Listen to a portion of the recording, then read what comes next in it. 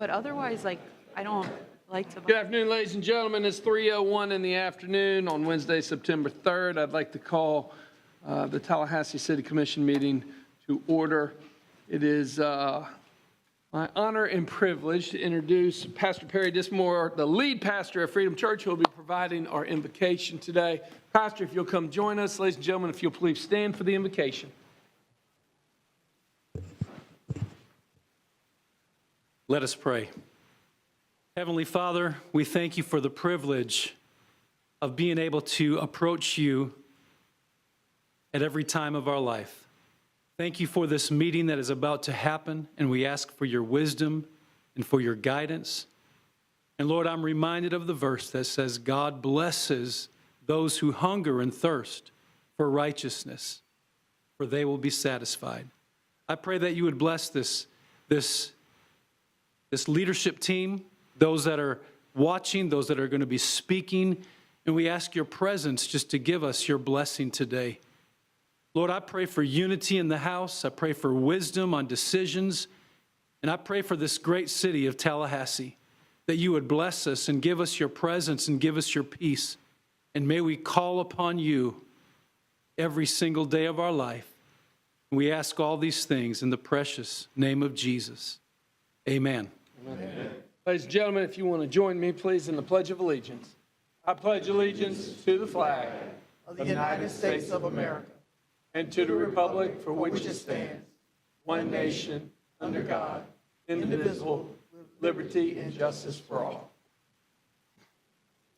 Pastor, thank you so much for starting the meeting off with that great invocation. Now, point of personal privilege, and I don't mean to embarrass you, Pastor, but aren't I correct in remembering that at one point you did or you still hold a world record in free throw shooting on the basketball court? Is that correct?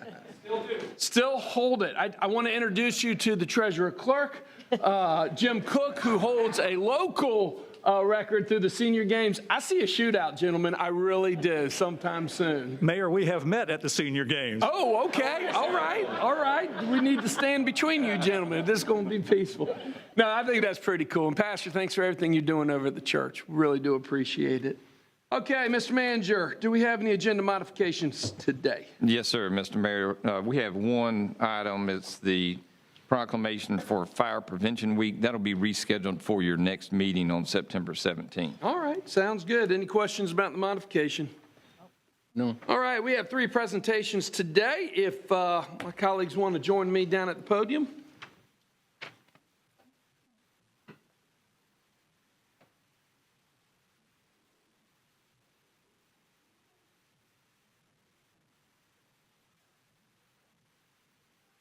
It is my honor and privilege to also ask Tom LaPierre to come join me for a special presentation regarding the honor flight. Now, ladies and gentlemen, you might know Tom as being one of the founders and leaders of Honor Flight here in Tallahassee, and he'll give a brief explanation of Honor Flight. You might know him as being a neighborhood leader formerly in the Woodgate neighborhood. What you do not know, in a previous life, Tom was actually the mayor of Castleberry, Florida. And once a mayor, always a mayor. Mr. Mayor, welcome you to the podium, sir. Thank you so much. Thank you, Mr. Mayor. Yeah. On behalf, good morning, good afternoon, everyone. Good afternoon. On behalf of Honor Flight Tallahassee, I have a trophy of appreciation from Honor Flight that goes to the City of Tallahassee and the Mayor, John Daly, for their support, strong support of every flight we have been going on. We have gone on 11 flights now. 11 flights. We started in 2012. We started raising money in 2010, and we finally got it all the way up now. So now we're going to have the flight, brand new flight for the press to know now. It's going to be April 18th, 2026. April 18th.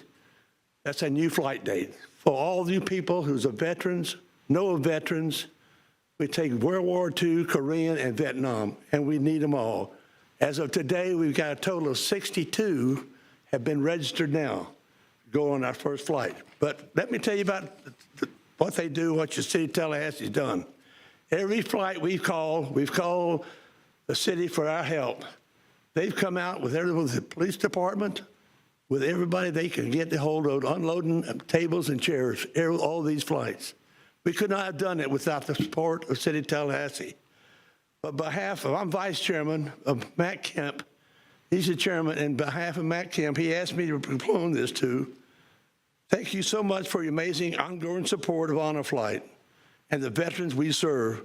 Your support helps us honor and recognize these veterans from some long ago who served and sacrificed on behalf of us Americans. We could not honor them appropriately without your support, and it means a lot to the board and volunteers of Honor Flight Tallahassee. We are already working on the flights for spring next year, and we'll be in touch with when we need the date for a flight. I just gave you that. If you know of any veteran for World War II, Korean, or Vietnam that has not gone on a flight, please get them to sign us. We appreciate that more than everybody. Thank you so much for your City of Tallahassee. Signed, Matt Kemp, Chairman. Tallahassee, I salute you. Thank you, Tom. Thank you.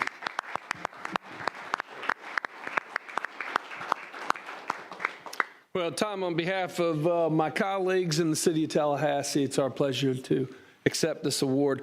Ladies and gentlemen, Honor Flight is an incredible, incredible program.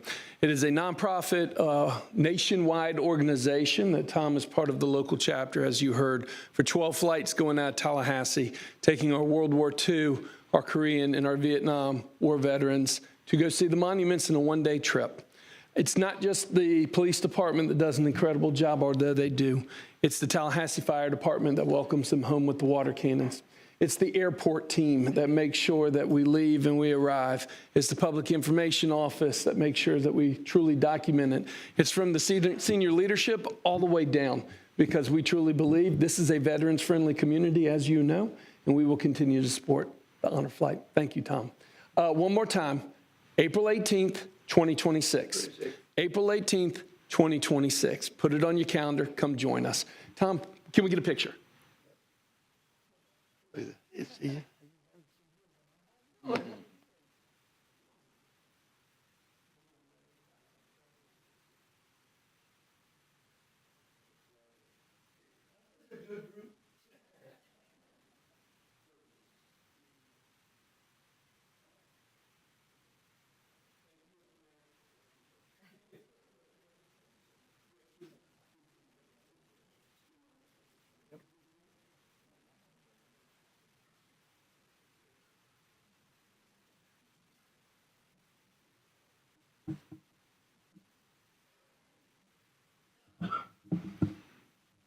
Sandra Collins, will you please come join me? It is wonderful to be able to recognize this incredible program that has truly made a difference in our community.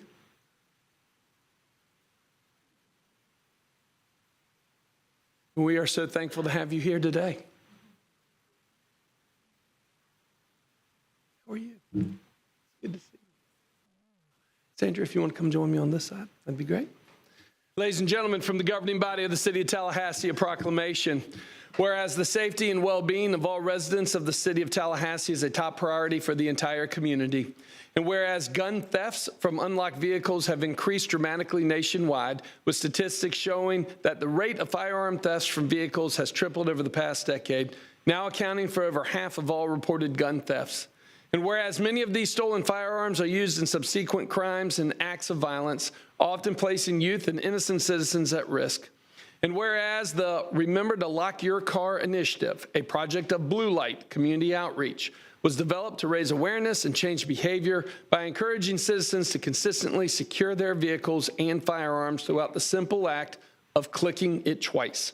And whereas Blue Light Community Outreach seeks to prevent gun violence through education, youth engagement, responsible gun ownership awareness, and partnerships with local law enforcement, schools, and community leaders. And whereas September 15th is recognized as a day of action, education, and unity, where citizens are encouraged to take the pledge to lock their cars, participate in local workshops, and protect their community from preventable tragedies. Now, therefore, I, John Evans Daly, by the authority vested in me as the mayor of the City of Tallahassee, who do hereby recognize coming up September 15th, 2025 as Click It Twice to Save a Life Day, and call upon all residents to participate in this citywide campaign to reduce gun thefts, protect lives, and stand together for a safer, stronger community. Read into the record in front of each and every one of you today with my signature, John E. Daly. Sandra, it's my honor to present to you two this incredible proclamation recognizing your work. Thank you.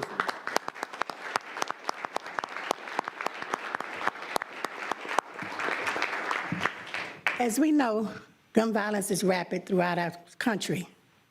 But given the opportunity to present, remember to lock your car, click it twice to save a life, I did not quite understand it, but I remember the journey now. God said one plant, one water, and he'll bring the increase. Well, it was planted by Deputy Chief Holmes. He planted it at the Tallahassee Urban League, is where I started at. And when my term was up, God said it wasn't over. So as I continued to move forward, I started continuing to say, God, what is, he said, save a life, go get the communities. Bring the communities together, communities that care, community that raised the village, the community that shared with each other. So our mission and on this mission is to get our homeowners associations, to learn the neighbors to care about each other, to remind them to lock their cars, remind them to check on your neighbor. We had a village that raised most of us in here. The community need a village today. So remember to lock your car is about having a village come together and save the lives. We just had an incident just happened recently to an FSU football player. It was a sad story. It happened in a community. One person can't do it. I can't do it alone. But there's a pledge on our website that will be posted, that you go on our website and take the pledge. Between now and September 15th, we want 500 signatures saying, I'm going to remember to lock my car. Excellent. And I also wanted to tell you how I got in these shoes. I have to get that to Commissioner Cox. Long ago, before she became a commissioner, she used to always try to keep me on the straight and narrow as a minister. And I had given a pair of boots one time, and I didn't want them, and I put them in her car and told her she could have them. And so I said, you can have them. So she rode around with them for the longest. And then one day she told me, God told me to give you back these boots. I said, I don't want them. But as I began to see God about it, he told me they were the shoes of Sojourner Truth. And we know the story of Sojourner Truth. She was a woman in abolishments that stood up to fight for the rights of women, but she wasn't recognized. I'm not here for recognition of Sandra. I'm here to save a city, save a state, save a country on gun violence. It's not just it's about us. Because it was this team behind me that got me here, that believed in me to make Click It Twice, Save a Life alive. They took something, invested in me. The city manager and all these behind me believed in a little small token, made Blue Light come to life. We're doing workshop. We've been accepted as a vendor at NIMS Middle School now. And we're going to do what God has asked us to do. So will you please join me and take the pledge and take out your key fobs and say, Click It Twice, Save a Life. Thank you. Thank you.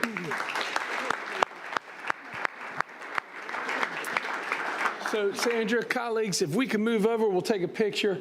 Deputy Chief Maurice Holmes, where are you, DC? Will you come join us, too, representing the police department as well? Ladies and gentlemen, in these hyper-political times where we seem to get wrapped up around issues, it's very important that we find common ground. This is one of those issues where we can definitely find common ground. No matter where you are on the spectrum, no matter what your opinion is on the Second Amendment, we can all agree that there should be responsible gun ownership. And if you are the owner of a firearm, do not leave it in a car overnight. We have data from the Tallahassee Police Department, our state partners, and our national partners that show that if the gun is not available to be taken, it cannot be used in a crime. And if you want to have an immediate and a direct impact on violent crime in this community, take your firearm inside. Do not leave it in a vehicle. We ask all the time, would you leave your wallet, your purse, your computer overnight? Why is it appropriate to leave your gun overnight in your vehicle? Take it inside and lock it up. I think we can all agree upon that. Let's grab a picture real quick. Sandra, you want to move on over? You're going to be... Oh, hi. How are you? It's good to see you. I want to put you...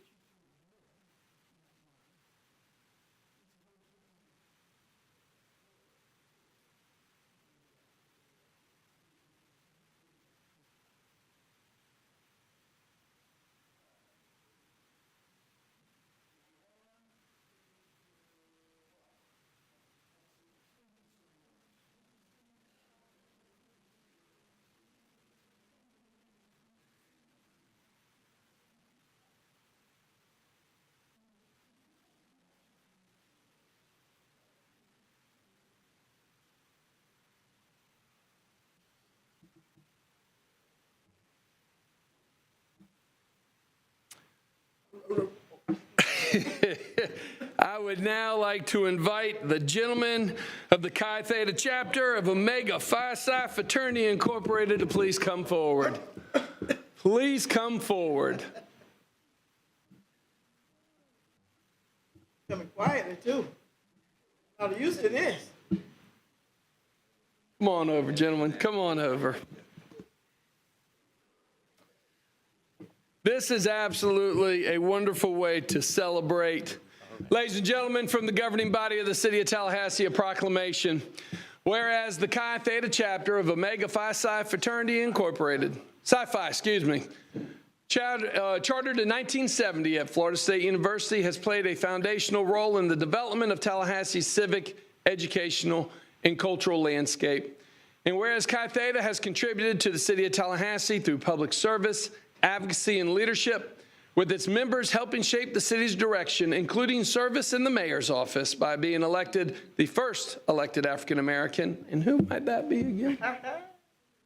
Mayor John Marks, absolutely, which I'm sure he is watching on television right now, and we wish him well. And whereas Chi Theta has long supported initiatives that empower youth, promote educational equity, and encourage civic involvement among underrepresented communities, and whereas for 55 years, Chi Theta has remained steadfast in its commitment to scholarship, leadership, and upliftment of others, with its presence continuing to enrich the social and civic fabric of Tallahassee.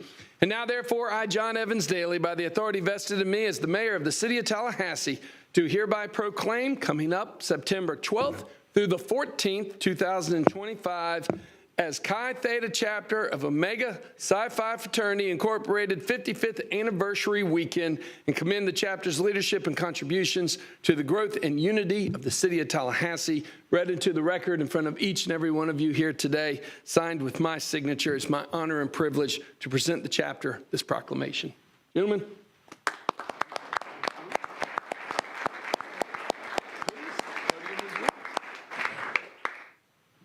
Good afternoon, everyone. My name is Amir Brown. I'm the current boss list of the Chi Theta chapter of Omega Psi Phi Fraternity Incorporated, and it is an honor to receive this proclamation. Our fraternity is founded on manhood, scholarship, perseverance, and uplift, and we've been doing that for 55 years on Florida State's campus, and we plan on doing it for 55 more. There you go. There you Thank go. you. Well said.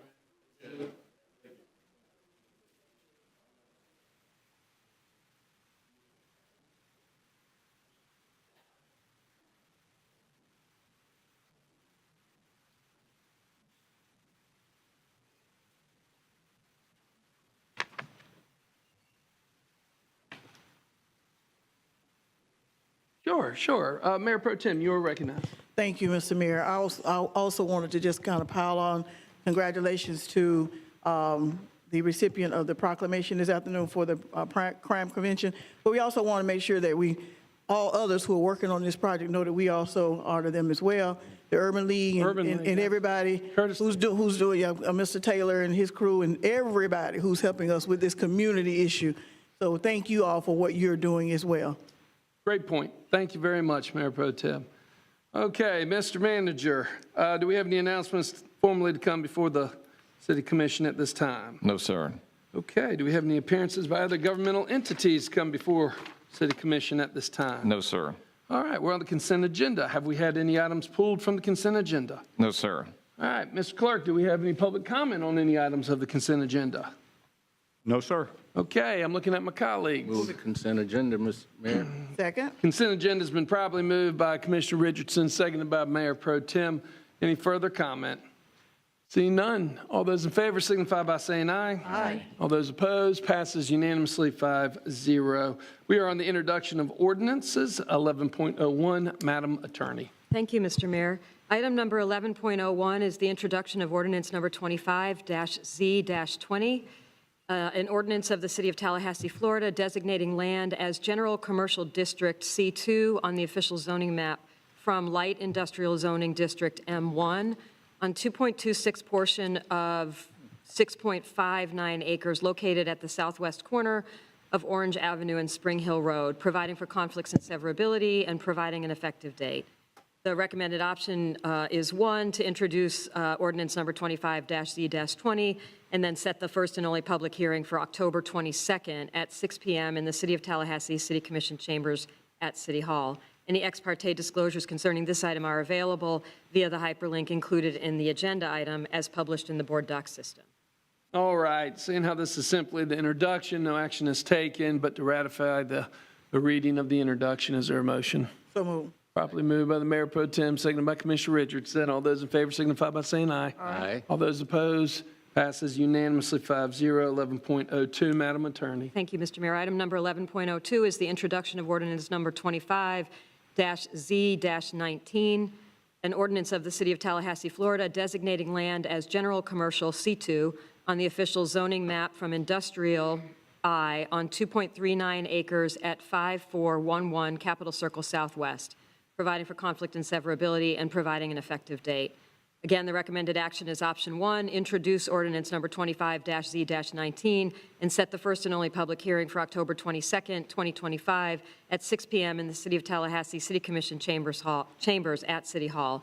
Any ex parte disclosures concerning this item are available via the hyperlink included in the agenda item as published in the board doc system. Wonderful. Once again, no formal action is taken, just simply the reading and the introduction of ordinance, but to ratify action, is there a motion to approve? So moved. Properly moved by the Mayor Pro Tem, seconded by Commissioner Richardson. No further discussion. All those in favor signify by saying aye. Aye. All those opposed, passes unanimously 5-0. 11.03, Madam Attorney. Item number 11.03 is the introduction of ordinance number 25-0-18, an ordinance of the City of Tallahassee adopting a small-scale amendment to the 2030 Tallahassee-Leon County Comprehensive Plan to change the future land use map designation from the heavy industrial land use category to the suburban land use category for 2.39 acres at 5411 Capitol Circle Southwest, providing for severability and conflicts and providing an effective date. The recommended action is option 1, introduce ordinance number 25-0-18 and set the first and only public hearing for October 22nd, 2025 at 6 p.m. in the City of Tallahassee City Commission chambers at City Hall. All right, no action is required formally, but to ratify the reading and introduction of the ordinance. Is there a motion to that effect? So moved. Properly moved by the Mayor Pro Tem, seconded by Commissioner Richardson. Seeing no further discussion, all those in favor signify by saying aye. Aye. All those opposed, passes unanimously 5-0. 11.04, Madam Attorney. Item number 11.04 is the introduction of ordinance number 25-0-21, an ordinance of the City of Tallahassee, Florida, amending chapters 1, 5, and 9 of the Land Development Code concerning subdivision regulations, providing for conflicts, providing for severability, and providing for an effective date. The recommended action is option 1, introduce ordinance number 25-0-21 and set the first and only public hearing for September 17, 2025 at 6 p.m. in the City of Tallahassee City Commission chambers at City Hall.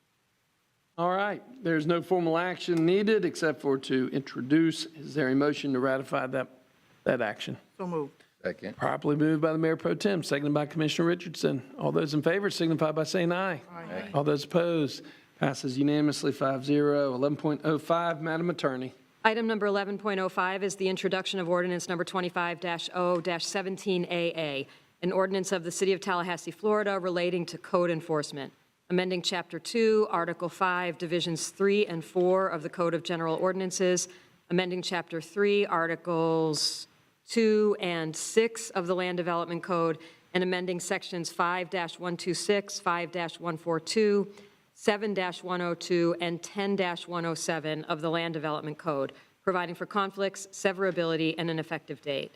The recommended action is option 1, introduce ordinance number 25-0-17AA, and set the first and only public hearing for September 17, 2025 at 6 p.m. in the City of Tallahassee City Commission chambers at City Hall. Excellent. There's no formal action needed except for to ratify the introduction and the reading. Is there a motion to do so? So moved. Second. Properly moved by the Mayor Pro Tem, seconded by Commissioner Richardson. Seeing no further discussion, all those in favor signify by saying aye. Aye. All those opposed, passed unanimously 5-0. Any other ordinances to be introduced this evening, Madam Attorney? No, sir. We're on policy formation and direction, 12.01. Madam Attorney? Thank you, Mr. Mayor. Item number 12.01 is an information item on the City of South Miami litigation regarding 287G agreements.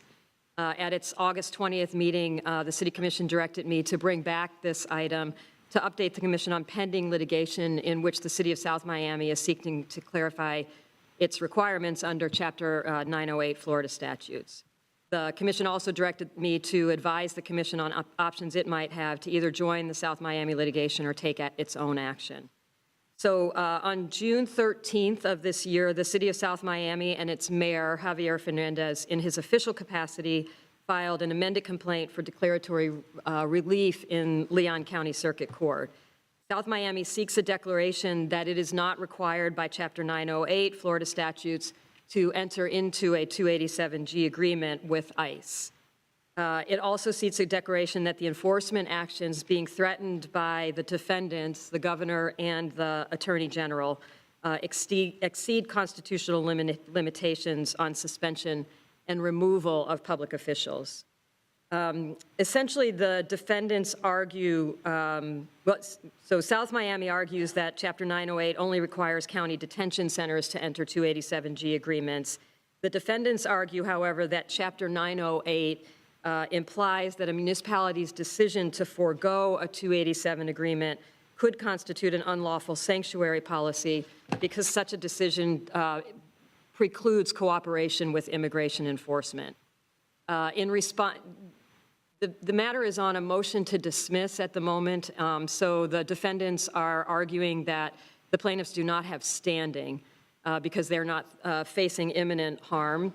In response to that motion, South Miami argues that multiple letters and social media posts threatening prosecution against city officials and other jurisdictions are adequate to show a threat of imminent harm. The city also argues that the Florida Constitution authorizes the governor only to suspend elected municipal officials when they are indicted for crimes, while the defendants argued that the Constitution sets a floor for the governor's suspension powers, but not a ceiling. The case was heard again here in Leon County in Circuit Court on a motion to dismiss on Thursday, August 21st. The judge took the matter under advisement, and that means he will render a decision within 60 days of that hearing. An order denying the motion to dismiss would not likely be appealable. However, it's likely, that the plaintiffs will file a motion for summary judgment, a dispositive motion, because there's little to no discovery. It's really a question of law, so it's likely that that's how the case would move forward. Probably sooner than later, because there wouldn't necessarily be a trial. As you've heard in the media, there have been other jurisdictions that have been sent letters by the governor and the attorney general specifically. In their motion, the defendants argue that a municipality's failure to execute a 287G agreement can indicate that the municipality is effectuating a forbidden sanctuary policy. And that position is consistent with its responses to other jurisdictions, namely Fort Myers and Key West, in which 287 agreements were not, either were not adopted or were rescinded. Both Key West and Fort Myers reversed their decisions in response to the Attorney General's letters. In response to the motion to dismiss, South Miami again argues that those letters, among others, have created an environment of threat and intimidation, and notes that although the issue of the removal authority is the subject of this lawsuit. There's really, I'll just quote from the pleading. It says, "There's nothing in Chapter 908 that requires advanced warning. Plaintiffs could wake up one morning to find the governor has declared the suspension or removal of city officials who would then face significant procedural or substantive obstacles to vindicating their rights."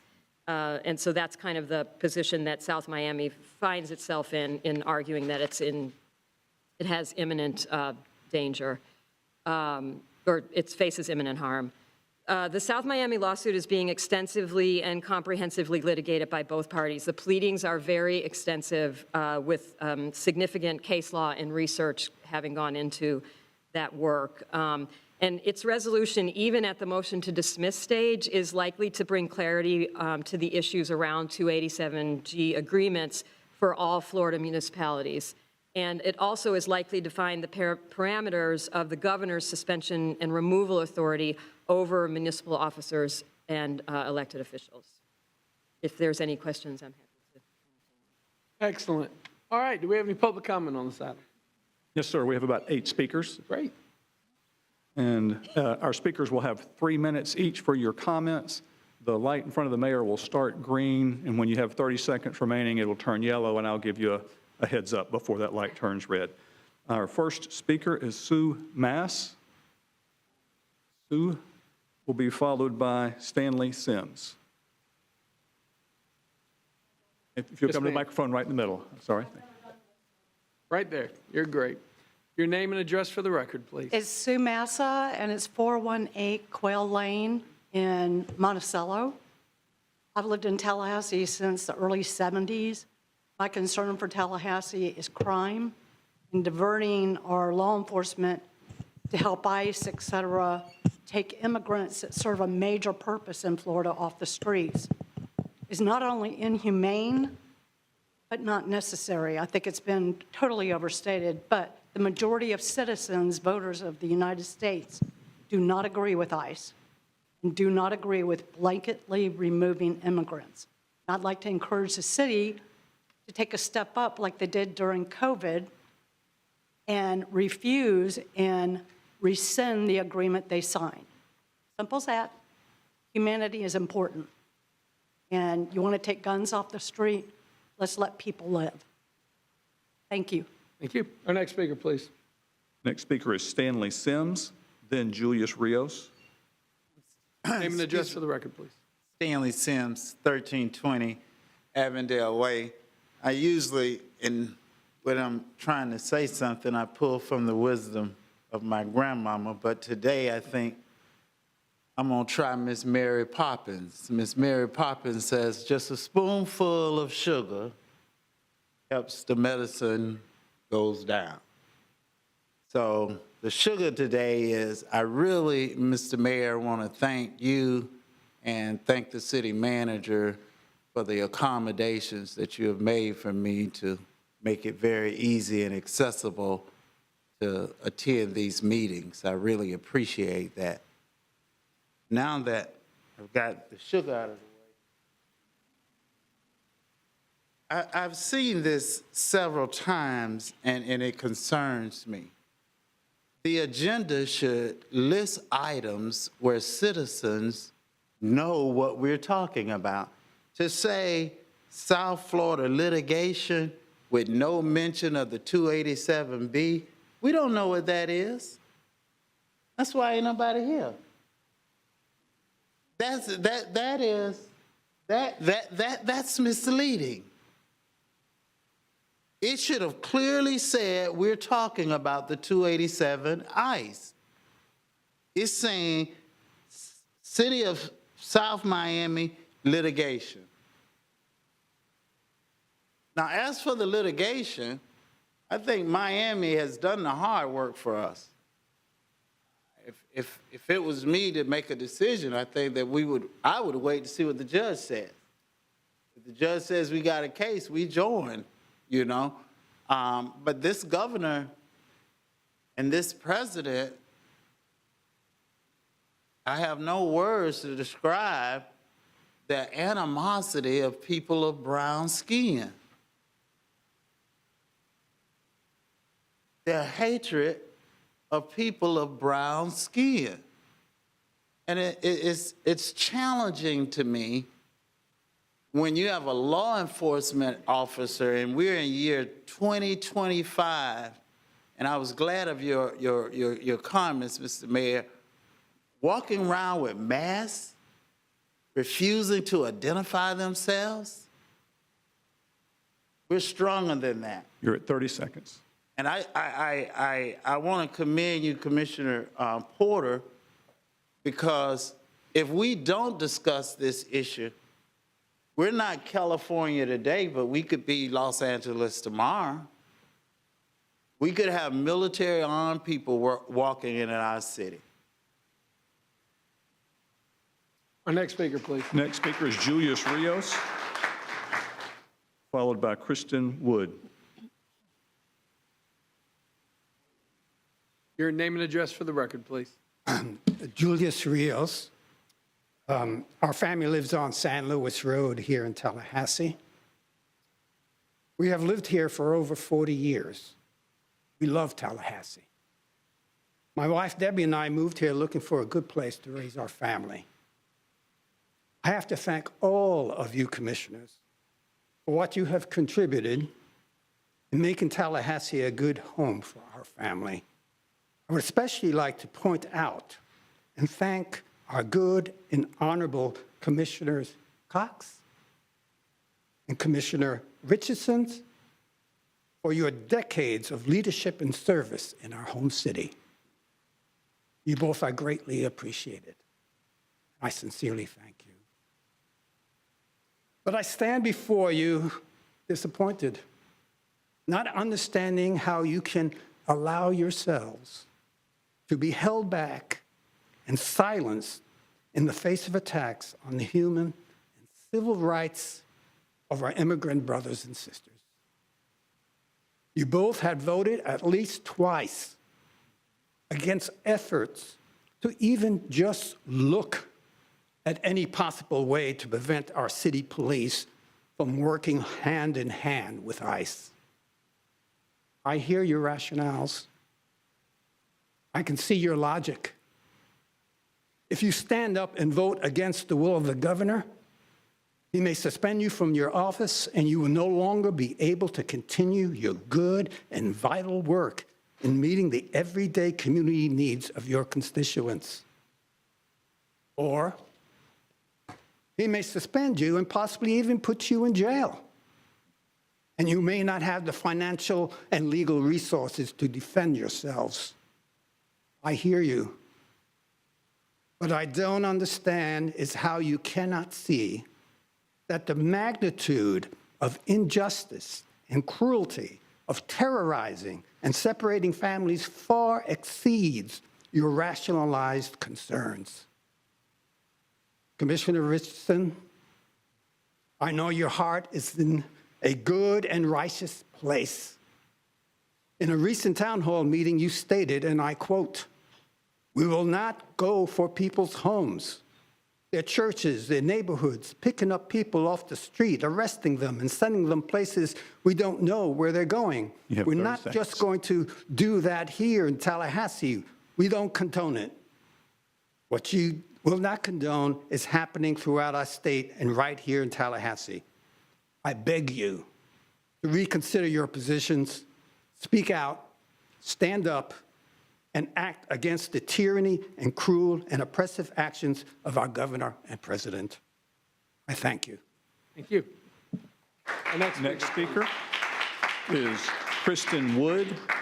Kristen Wood, followed by Denise D.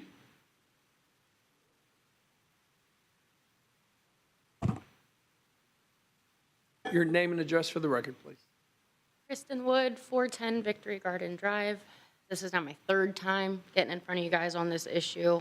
I'd kind of like to start by giving the background of the last two times I've here because I have some specific grievances with y'all's actions specifically on this commission.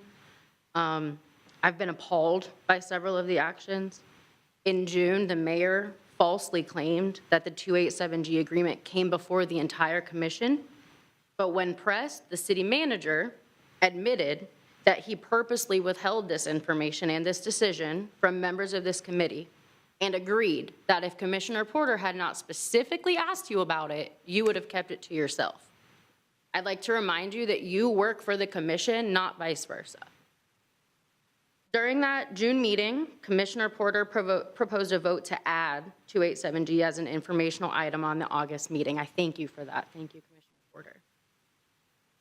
During that discussion, both Commissioner Richardson and the Mayor Pro Tem expressed fear that discussion of that issue might result in loss of their jobs. My neighbor before me very eloquently spoke on why that's problematic to even express that on this forum. I think that as elected officials, your responsibility to your constituents on the issues being brought to you are more important than what the Republican, as you claim to be Democrats, than what the Republican governor and AG ask you to do. To not even speak on the issue, I think, is appalling. The vote passed to add it as an informational item in August, but inexplicably it was removed. I find that shameful. What was the point? Why did we vote on it? Why did we say yes if we weren't going to discuss it? Despite that, we showed up and showed out again in August. During that meeting, again, the mayor erroneously claimed that the 287G decision was made by the entire commission, which is false. And whenever your neighbors heard that lie, we spoke out. You heard shame, which I think is valid because, again, that was already the second time talking about it, and we're hearing repeated lies that have already been dispelled by the commission itself. So, of course, they're going to say shame. And I was very upset in the way that you spoke to your constituents and shut them down as though they were children. I don't think that that's appropriate. I think that we have just as much of a voice as any of you on the commission do. You have 30 seconds. Whew, okay, let me try and rush through the end here. We got to talk about going forward, okay? So through these meetings, I've learned that the commission has the power to make a proclamation, a resolution, or to bring a lawsuit regarding the issue. Thank you to the attorney for running us through possible outcomes. I understand that based on that information, it might not make the most sense to jump on that lawsuit, but we can do a proclamation or a resolution. I mean, come on, guys. It's literally the least you can do is to speak up, say something about the heinous and inhumane ways that your constituents have been treated. Do not let May 29th happen again. Thank you. Our next speaker, please. Next speaker is Denise D. And then following will be Tiwa Aiken. Your name and address for the record, please. Denise D. from Tallahassee, City of Tallahassee. I've been a resident for 10 years and a resident of the Tallahassee area for 12. I think of myself as someone who came into activism through the back door. A few years ago, a friend asked me if I would be interested in sitting with some new residents for 15 or 30 minutes every couple weeks to help them learn English dialogue. And I thought it was a great opportunity to be exposed to another culture, and I raised my hand. Very quickly, I became very involved with this family and other families from the country they came from, helping them manage everything because our way of doing things is so complicated compared to where they came from. And then the new administration came on board, and things changed overnight. And suddenly, my dear families that came here legally were under threat just because of how they look, period. They could be arrested regardless of their documentation because due process isn't being followed. They would not even have a chance to say, I've got all the documentation.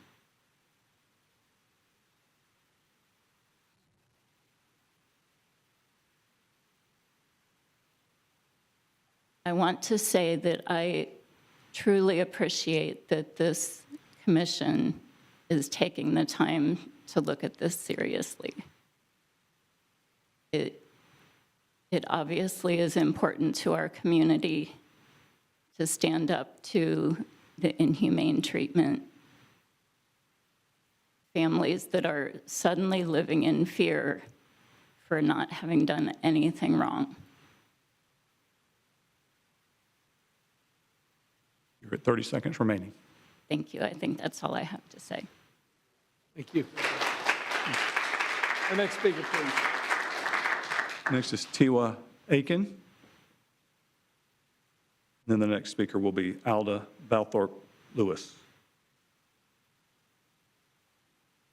Your name and address for the record, please. Good afternoon, Commissioners. My name is Tiwa Aiken. I live at 1945 Durham Avenue. I was here at the last City Commission meeting in August, and I got to start last time by asking y'all directly which of you are okay with kidnappings. At the end of this meeting, I got to hear from you, Mayor Daley, that you are not with kidnappings, and you started on a motion and starting to say words as we learned that this agreement was not really brought before the City Commission. It was signed kind of in the back door between like the police chief and somebody else. You had said something that prompted members of one of these organizations that we very much respect, Tira, to say shame. And because of that, the motion was completely cut out. The ask for a statement or any type of resolution against this 287G agreement was completely cut out. The fact that we have been coming on afternoons as citizens with jobs and abilities that we have to make through on this is completely disregarded. And I come here today learning from previous speakers, again, learning as I get into the meeting, that even in sitting here, we have been played into our faces about the validity or the origin of this agreement. We have been a body wherein information has been hidden from us despite its direct impact on us as a community by the very people that we elect. And so here, I also learned that the 908, at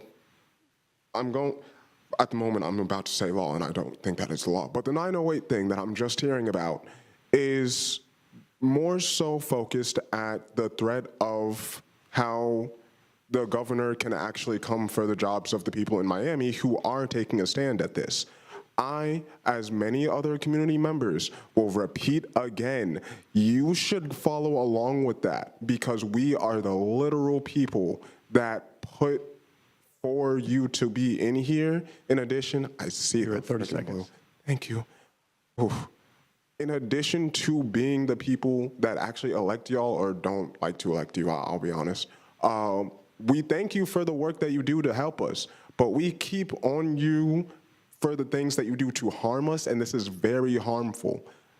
I'm really going to stress, do something, please.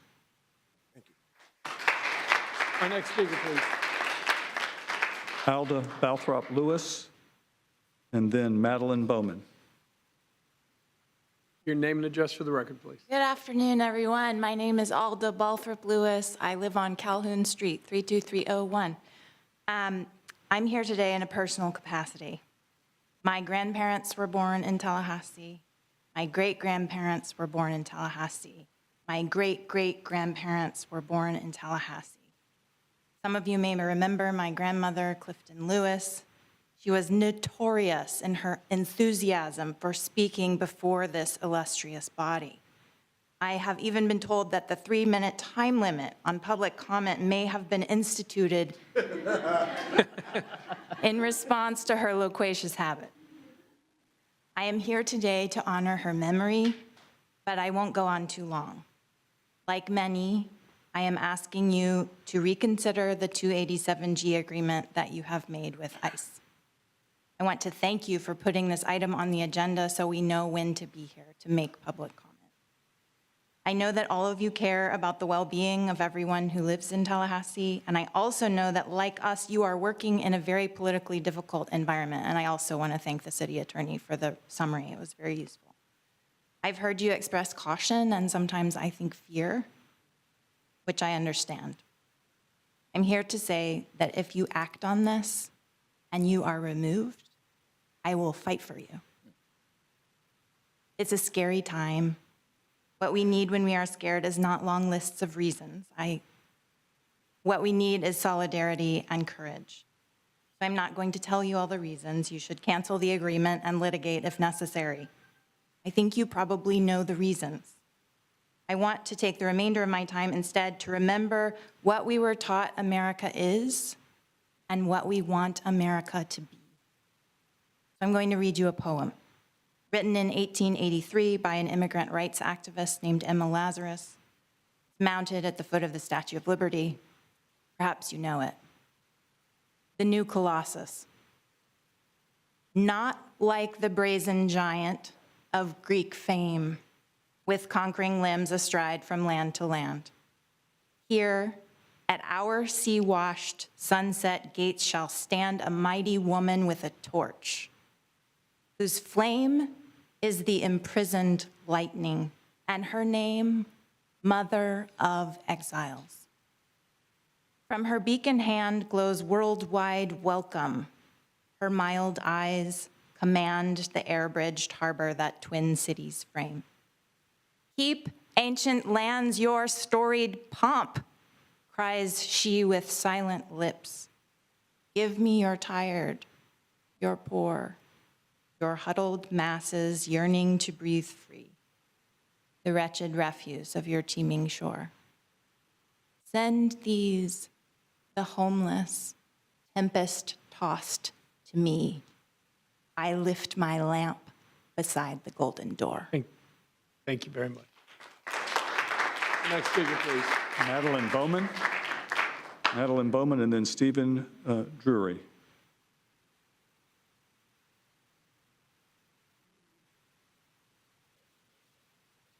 Mayor, we had a few additions, so we've got about 3 or 4 speakers left. Sure. Your name and address for the record, please. Hello, my name is Madeline Bowman. I live in Levy Park, and I'm speaking today along with other community members to urge the city to please exit this 287G agreement. We all understand that this is a difficult matter, and you're also navigating complicated law that hasn't been settled. So I just want to recognize that this is kind of uncharted territory, but we really do appreciate this commission for looking into this and to hearing us today. However, we do know it is fact that Florida statute does not require cities to enter into this agreement. So I think it's important to remember this is not a requirement. This is not under Florida law. It is within your authority to exit this agreement and to prioritize the safety of Tallahassee's immigrant community.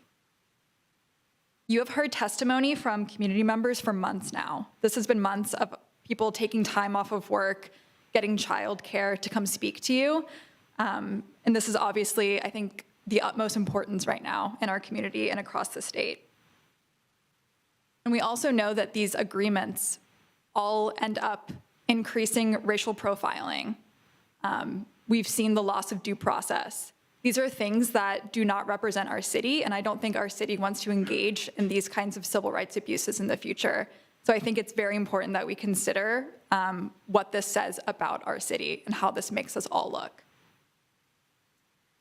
We just strongly urge you to stand with our immigrant community today.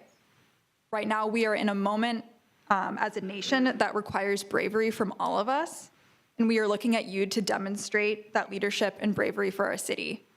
So please exit this agreement, and please stand up for your constituents who greatly need this leadership right now. Thank you. I yield my time. The next speaker, please. Next speaker is Stephen Downey.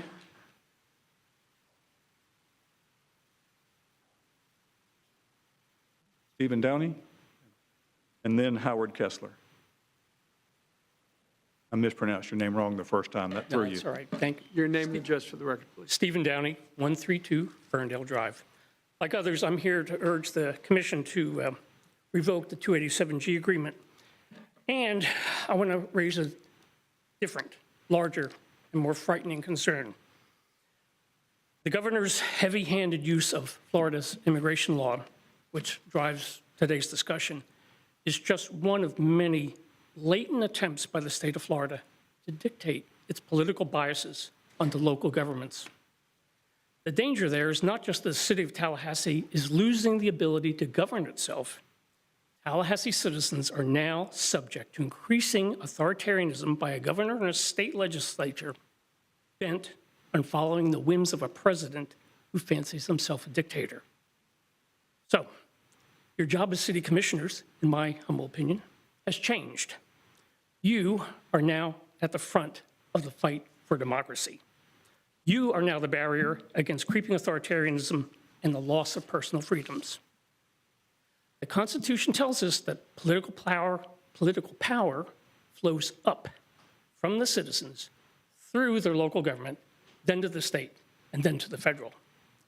Whether you want it or not, you now have the responsibility for being the model of resistance to this increasing authoritarianism. I know this is not the job you signed up for, but what's happening in this country is not what any of us signed up for, but here we are. Commissioners have expressed concern that they'll be removed by the governor if they fail to give in to his threats. We've heard the argument that a commissioner's first duty is to represent the citizens, even when severely restricted by the governor, and that this is better than no representation at all. These are reasonable concerns, but I disagree. There's no point in representing the citizens of Tallahassee when our rights are threatened, when we no longer have a fundamental freedom that we're due. I understand. Your jobs may be at risk. The city, if it files a suit, may lose the complaint against the state. But please remember, despots win through fear and intimidation. Do not make your decision today or in the future based on fear. Make a decision that stands up to fascism. Thank you. Our next speaker, please. Howard Kessler is our next speaker. He'll be followed by Marnie Richards.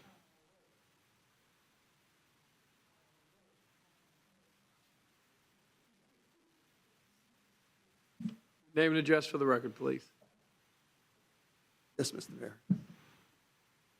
Howard Kessler, zip code 32303.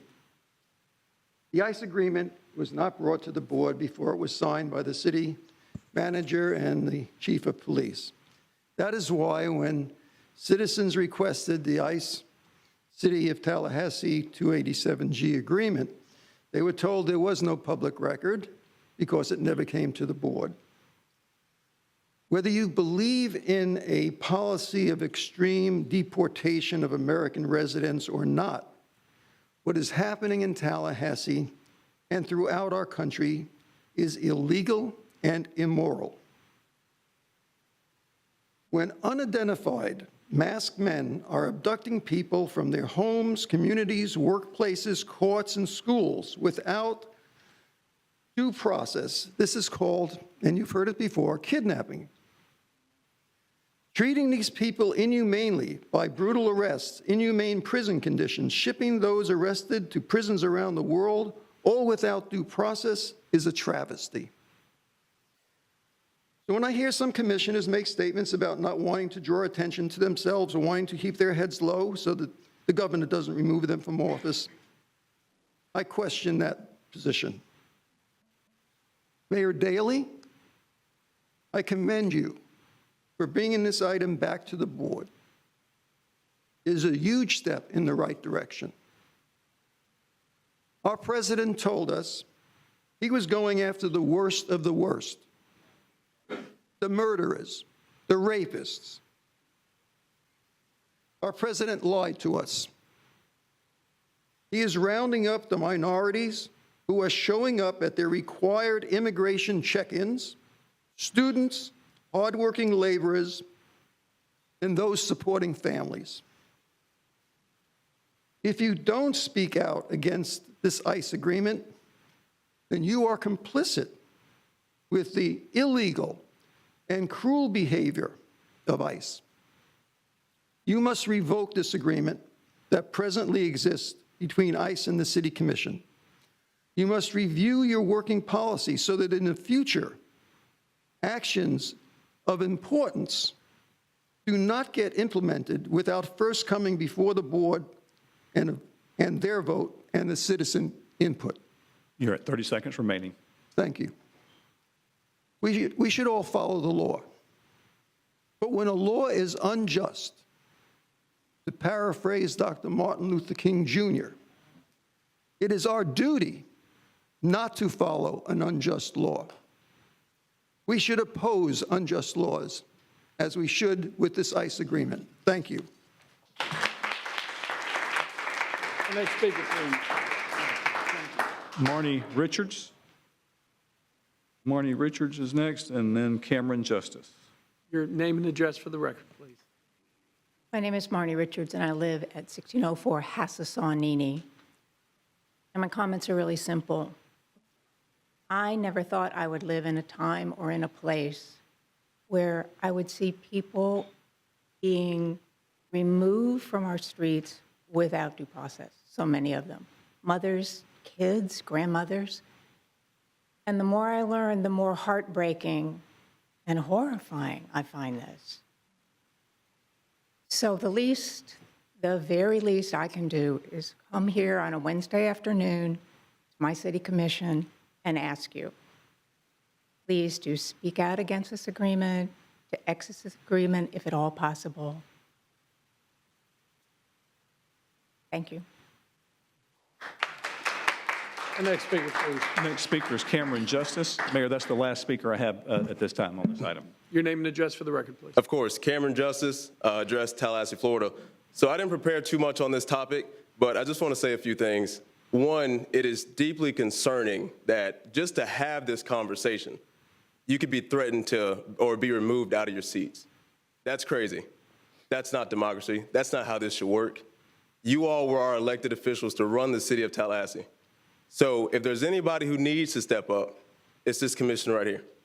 And it's an unfortunate time, and a lot of people like to compare what's going on with ICE to Obama's administration. I didn't see masked agents running around different cities under Obama. That wasn't a thing. So I don't know what we're talking about today or why this is being some type of new normal, but it's not okay. That's not what we signed up for, and I hope that's not what anybody voted for. So it's just, as we are here today, somebody has to stand up somewhere. If the leaders of the past never stepped up, we will have a different world today. We can't let their sacrifice go to waste. We just can't do it. So I would hope, not just one, not just two, I hope all of you decide to step up and at least have this conversation. Let's weigh our options to protect Tallahassee, but also protect our citizens and also protect the immigrant communities. That's all I ask. Thank you, commissioners. Our next speaker, please. I have no other speakers on this item. Okay, colleagues, open it up for discussion.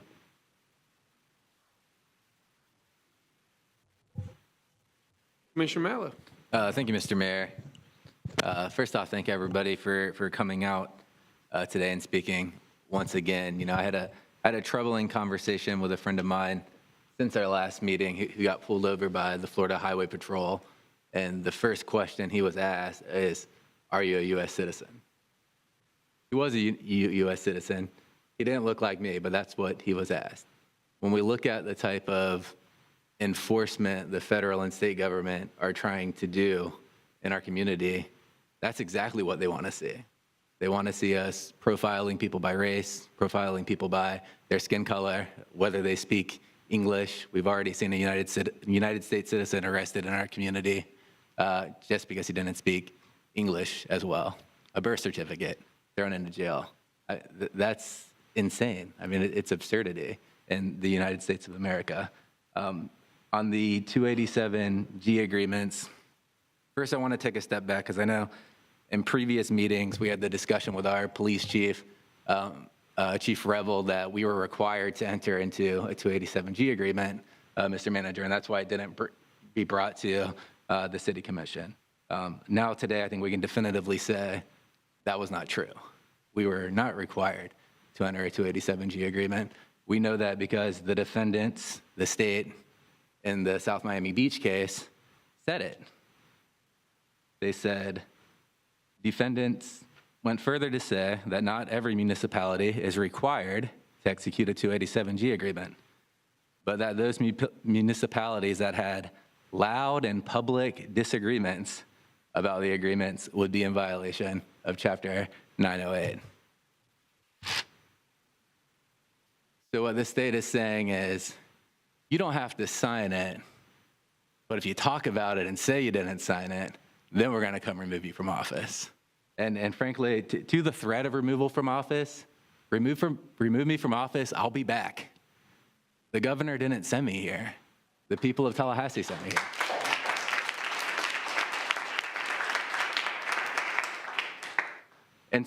And I want to go further, because I think it's important that we identify all the issues with the entire conversation and the words that we don't agree what words mean, talking about sanctuary cities. As much as we would like to be, we're not a sanctuary city. ICE is in our community. Federal agents, I guess federal agents, they have masks on with no identification, but we all assume that they're federal agents, are in our community, tearing people out of their job sites, separating from their families, shipping them out of state. They spent $300 million to build a detention center in the Everglades that's being dismantled. $300 million taxpayer dollars, your money, the most blatant, wasteful spending for a cruel aim we have ever seen. So I think the question is, where do we go from here? I think the South Miami lawsuit is materially different from us, and as said in the item of why we can't join it, because we've executed one, they haven't. We need declaratory judgment of, hey, we want to rescind the agreement that our police chief signed as an elected body, and will that result in removal from office? That's the question I think that needs to be asked to the court, because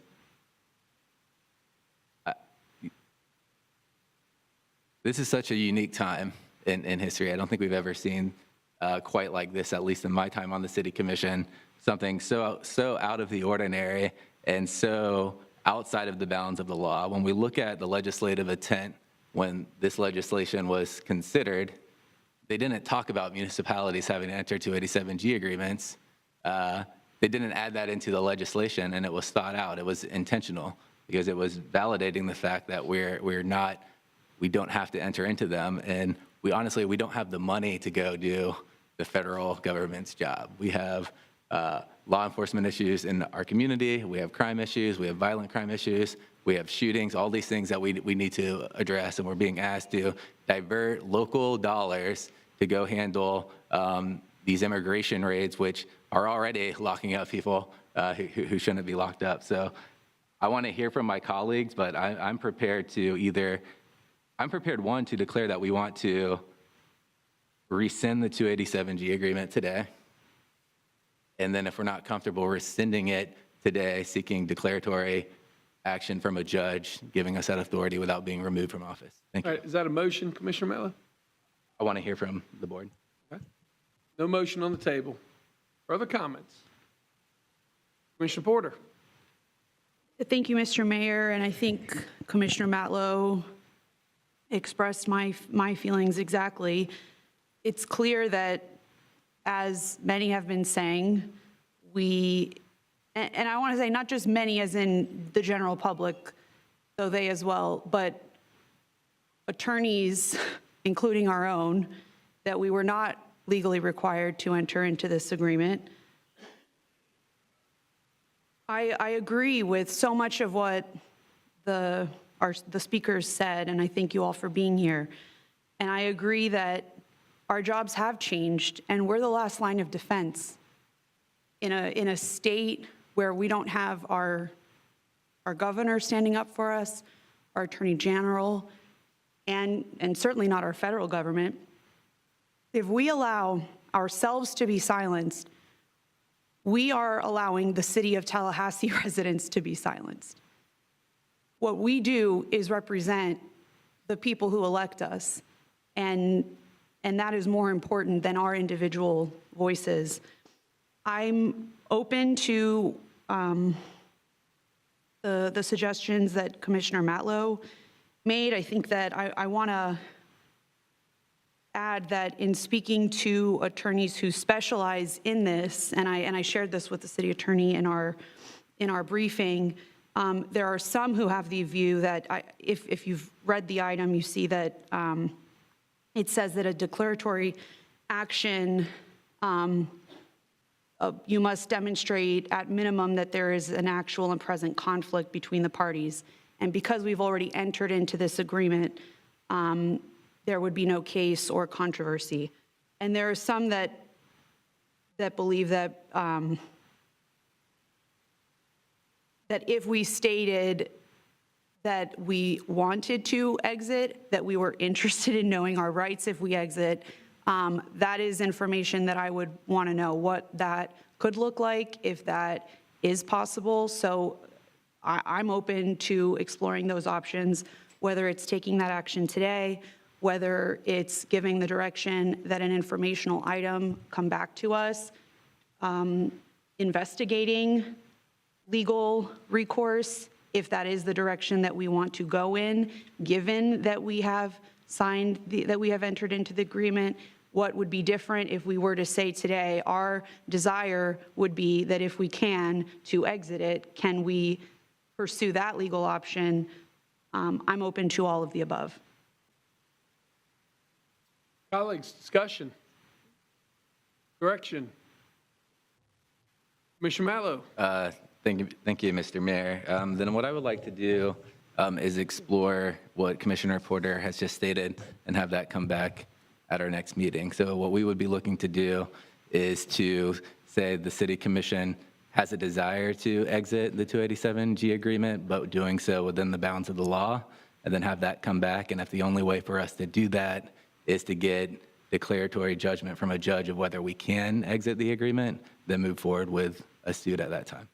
Okay. Is there a second to the motion? Second. Okay. Further comment? Mayor Pro Tem. Thank you, Mr. Mayor. Commissioner Matlow, I cannot support that because the commission has not signed an agreement with them. The agreement was signed by those who were authorized to do so, and took great pain to get legal advice. As we've heard many times, the chief of police has come forward and told us that he sought legal advice from our city attorney's office. And based on the information that was provided, that's why they entered into this agreement. And, you know, I appreciate everyone coming in and expressing themselves, but I have to say this because we've gone several meetings now. I've taken a stand. I stood when the governor sought to remove Black history from our schools. I stood at a press conference and declared that slavery was not good for us, nobody. So I don't tell me that I need to take a stand. I've taken the stands, but unfortunately, I didn't see you standing with me. You weren't there. And I appreciate that you're here now, but there are a lot of issues that we have in our community that you have to take a stand. But you can't take a stand if you're not there. You have to be there. You have to understand the issue. You can't just jump on the bandwagon and go with what's going now. And I appreciate the individual who came and talked about her.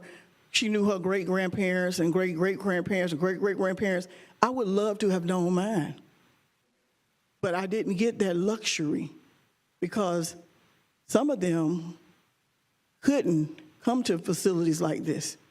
They couldn't be heard. They couldn't speak in public. They couldn't even use public facilities. So when you come and tell me that I need to take a stand, you got to know where I've been standing. You got to know where I came from. So I am against anyone mistreating individuals. But I have to understand, too, that I represent 200,000 plus individuals here in the city of Tallahassee, and they're not all in this room. So if I die on this hill, I cannot defend on other hills that are to come. And so I hope you will understand that, but it matters not whether you understand it or not, because I have a conscience, and I have someone who I have to answer to that's not here on earth. And I'm doing the best job that I can with the information that I receive and with what I have. Now, we have a lot of misinformation, a lot of disinformation in our society right now. And everything, we are very hypersensitive, political. How we got here, I don't know, but we're here now. But we got to make sure that we as elected officials state the facts. This city commission did not sign this agreement. And you've said that over and over again. It was signed by those who were authorized to do so. So I will not support this motion. Okay. Further comment? Mr. Richardson. Thank you, Mr. Mayor. I want to just let you all know that I don't govern out of fear of anyone. I fear no man. The only one I fear is the Lord up above, because he will have the last say on any of this. The governor won't. He'll be out of office in a year. The president won't. He will be out of office in a couple of years. So, no, they don't have the last word. I came to Tallahassee over 50 years ago. I saw the injustices that were happening in this community at the time, particularly in the school district. And this young man, I was about your age when I decided that I wasn't looking for anybody else to tell me what I needed to do. I knew what I needed to do to represent the portion of this community that had not had representation on the Leon County School Board. I decided to do that and to make a difference in this community. And for the last 28 years, I have served this community and have been blessed by the citizens, the voters of this community, to represent them in 3 different elected capacities. Not because I was afraid of anybody or anything, but because I saw what needed to be done to improve this community and make her be a better place for all of her citizens. My wife and I chose to build our home on the south side of Tallahassee when others weren't doing that. We chose to do that. We chose to raise our 2 beautiful daughters on the south side of Tallahassee when others weren't willing to do that, and probably would not now if you asked them to, many who are here today. I appreciate you all coming. I understand what my role is as an elected official. As Commissioner Williams-Cox mentioned, our Mayor Pro Tem, we represent 200,000 citizens in the city of Tallahassee. 200,000, and they expect us to do what's best on all of their behalves, and that's what I've done. There are changes that have occurred in this community, but for the representation and support that I have had on this commission, you wouldn't see those things happening. So to say that we are governing out of fear is erroneous. To say that we are not brave, to say that we have to stand up to the governor, that's not where we are. Now, my colleagues have an opportunity to make a motion and then to determine what happens from there. We see what happened in Collier County and Key West when they had members of their commission who voted against this.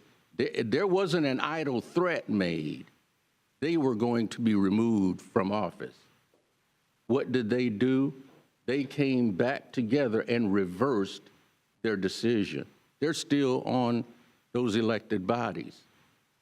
I'm not willing to take that chance because there are people who depend on me to represent them in this post. If not, I wouldn't have been elected and reelected 3 times. I take that very seriously.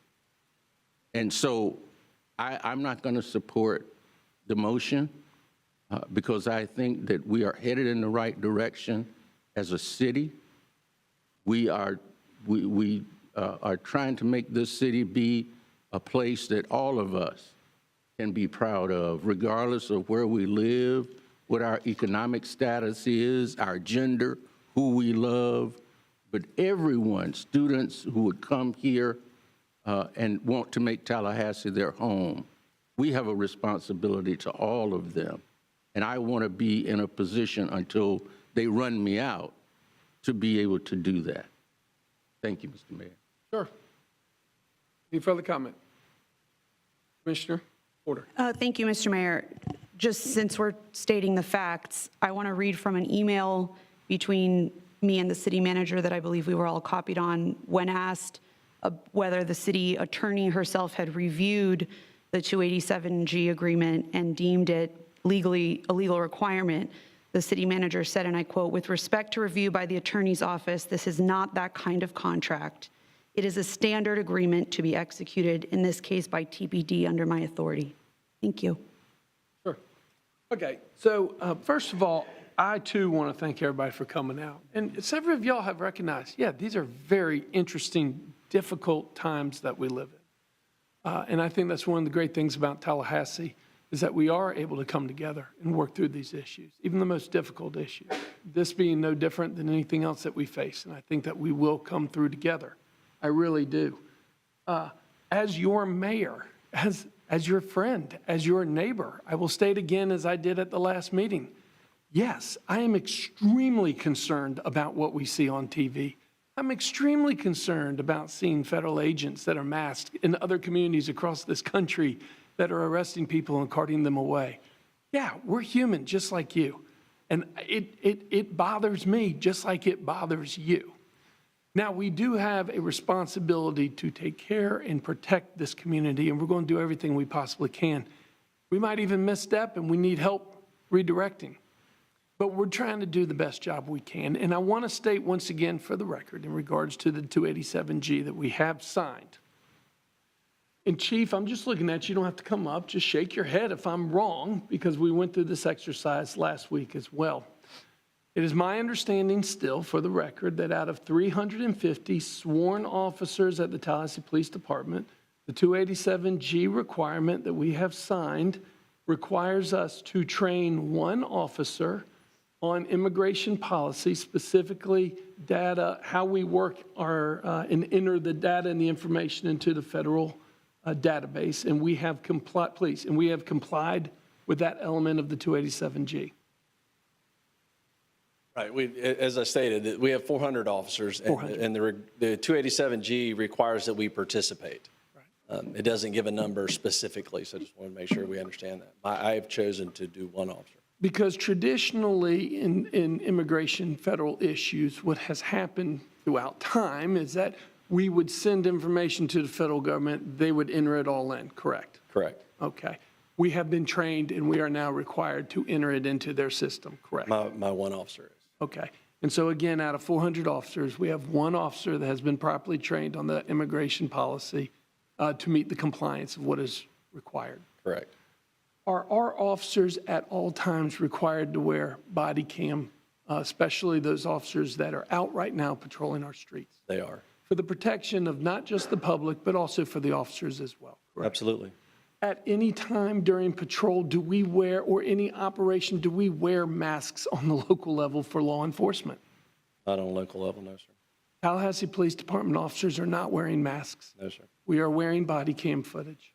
Yes, sir. We have 1 officer that has been. Let me just clarify, because I want to be absolutely Sure. We have undercover officers that at times on a search warrant or something, they may wear a balaclava but to protect their identity because of the type of work they do with drug work. So I just want to be very clear that there are times where they would conceal their identity because of the type of work that they do with drug work. Let me clarify. Under this 287G agreement that we have signed, are we wearing masks and running around? And it's not allowed. Out of the immigration ICE raids that have taken place in Tallahassee that I think caught all of us off guard and quite frankly, very surprised, has Tallahassee Police Department or the Leon County Sheriff's Office participated in those raids? Not at all. So we have had no officers participate in any ICE raids in Tallahassee. That's correct. Have we been requested to date to participate in it that you can talk about in any ICE raids in the near future? We have not in past or future. Thank you, Chief. I appreciate it. I say this just to make sure that we're all operating with the same information moving forward. And let me state for the record, as your mayor, yeah, I'm very, very, very concerned about basic human rights, citizenship, and how we move forward. So we are now faced with the 287G agreement, and we have the City of South Miami litigation that is going on. I'm in the posture not to support the motion today, but to wait and see. And it's in my discussions with the city attorney that we could expect some type of a ruling very soon. Once we have clarification from the judiciary of exactly what is the role of municipal governments in the 287G, and quite frankly, whether the governor can remove or not remove. These are big issues that we are all interested in finding out. I think at that point, it would be appropriate to make motions and to lay down the groundwork for the direction of the city of Tallahassee and how we move forward as a community. Those rulings could come pretty soon. Yes, ma'am, Madam Attorney. The motion to dismiss would be decided within 60 days.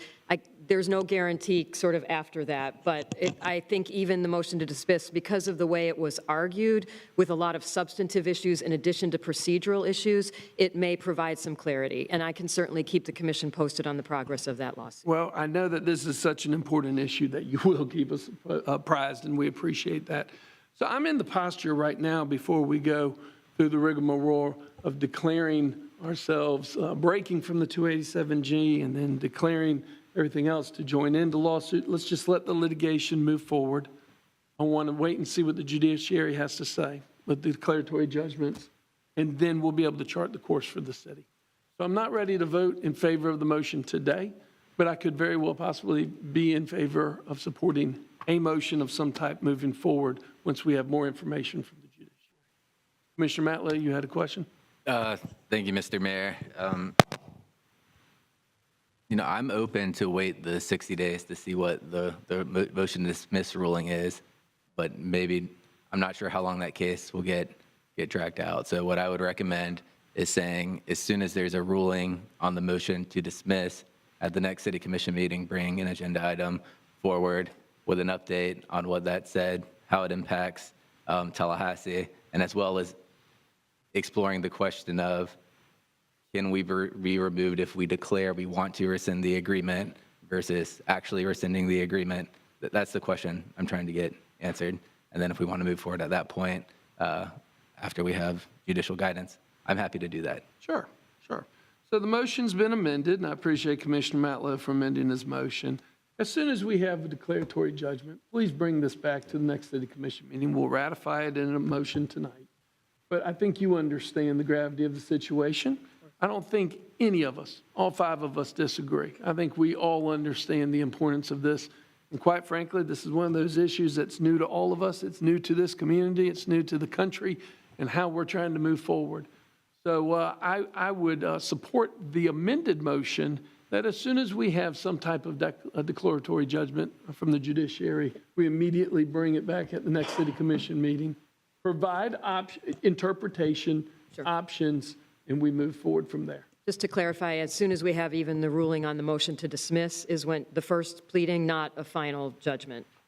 I think that every time there's a major statement that comes out of the judiciary and there is a ruling, a major ruling that could impact the direction of municipalities in the state of Florida, please bring it before us. Is that the nature of what you're trying to say, Commissioner Matlow? Yeah. So I think that this is something that we can all move forward with. And any further comment before we take a vote? When we have a major ruling from the judiciary, we'll bring it back immediately and we'll go from there. All those in favor of the motion made by Commissioner Matlow, seconded by Commissioner Porter, signify by saying aye. Aye. All those opposed, passes unanimously 5-0. We are now on item number 12.02. Mr. Cook. Thank you, Mayor. Mayor and Commissioners, as with the item that you just covered, this next item is something that was discussed at your last meeting, and you asked for an item to come forward on tonight's agenda. So as background, after the November of 2024 elections were concluded, we needed to change Chapter 7 of our Code of Ordinances to move the two-person race to the November general election. And so with that as a starting point, we then reviewed and updated really the entire election code, which had been in place for many years without update. One of the updates made was to add a provision for candidates for elected office, both commissioner and mayor, to be a city resident and registered elector for 1 year prior to the first date of qualifying. So with that change, those running in the 2026 elections would need to be a city resident and registered voter since June 8th of this year, of 2025. And so at your last meeting, you asked us to bring something back. We put several options in the agenda item. We're looking for your direction, but just procedurally, I believe it's option 1, says leave things just as you voted them in your June meeting at that June public hearing. That would require, if you voted for option 1, no further action would be necessary. The remaining options would make a change to what you previously approved. And those items, if you were to take one of those actions and approve it, we would then bring back at your next meeting an introduction with proper language for whatever that might be, whether it's changing it to 180 days permanently, changing it to 180 days for this cycle sort of as a grandfathering provision, or if you wanted to remove the provision altogether, other than being qualified elector at the time of qualifying. So any of those 3 options or anything else you might put forward would require bringing an ordinance change back, which we would introduce in September with public hearing in October. So I believe that's the information you requested, and so I turn it over to you. Excellent. Do we have any public comment on this item? Yes, sir, Mayor, we do. We have 3 speakers. The first speaker is Cameron Justice. Second will be Stanley Sims. Your name and address for the record, please. Yes, Cameron Justice, Tallahassee, Florida. Once again, good afternoon, commissioners. On this ordinance 25013, I'll keep it short because we already talked about it last meeting, but I believe that the grandfathering method that the Mayor Pro Tem brought up was, and that's option 2, was the best option and is the best option going forward. The problem was never this residency requirement. It was simply how it was applied for this election cycle this year, especially with this 365-day clock starting before the ordinance was even passed. So option 2 fixes that. It shortens the requirement to 180 days for this cycle, giving candidates a fair grace period while still keeping that full year standard in place for elections going forward. I think that this strikes the right balance. It corrects the process for this election cycle while still keeping consistency, accountability, and not having to redo it all over again. So I urge you to support option 2, and that's all I got. Thank you. Next speaker, please. Stanley Sims. Next speaker, please. Connor Wrights. Name and address for the record, please. Hi, my name is Connor Wrights. I live at 1800 West Pensacola Street. I want to thank you, members of the City Commission, for allowing me to speak today. It's an honor. And I thank you for your attention to the matter of Ordinance 25-0-13 and for your willingness to carefully weigh resolutions that are both responsible and fair. This issue is not about one candidate or one campaign, but about the broader principle of ensuring fair access to the democratic process in Tallahassee. The resolution we are suggesting to you is option 2. It states, provide a temporary grandfathering period for the 2026 election cycle by reducing the residency requirement for the 2026 election only from 365 days before qualifying to 180 days before qualifying. This resolution directly addresses the unfairness created by the timing of the passage of the ordinance.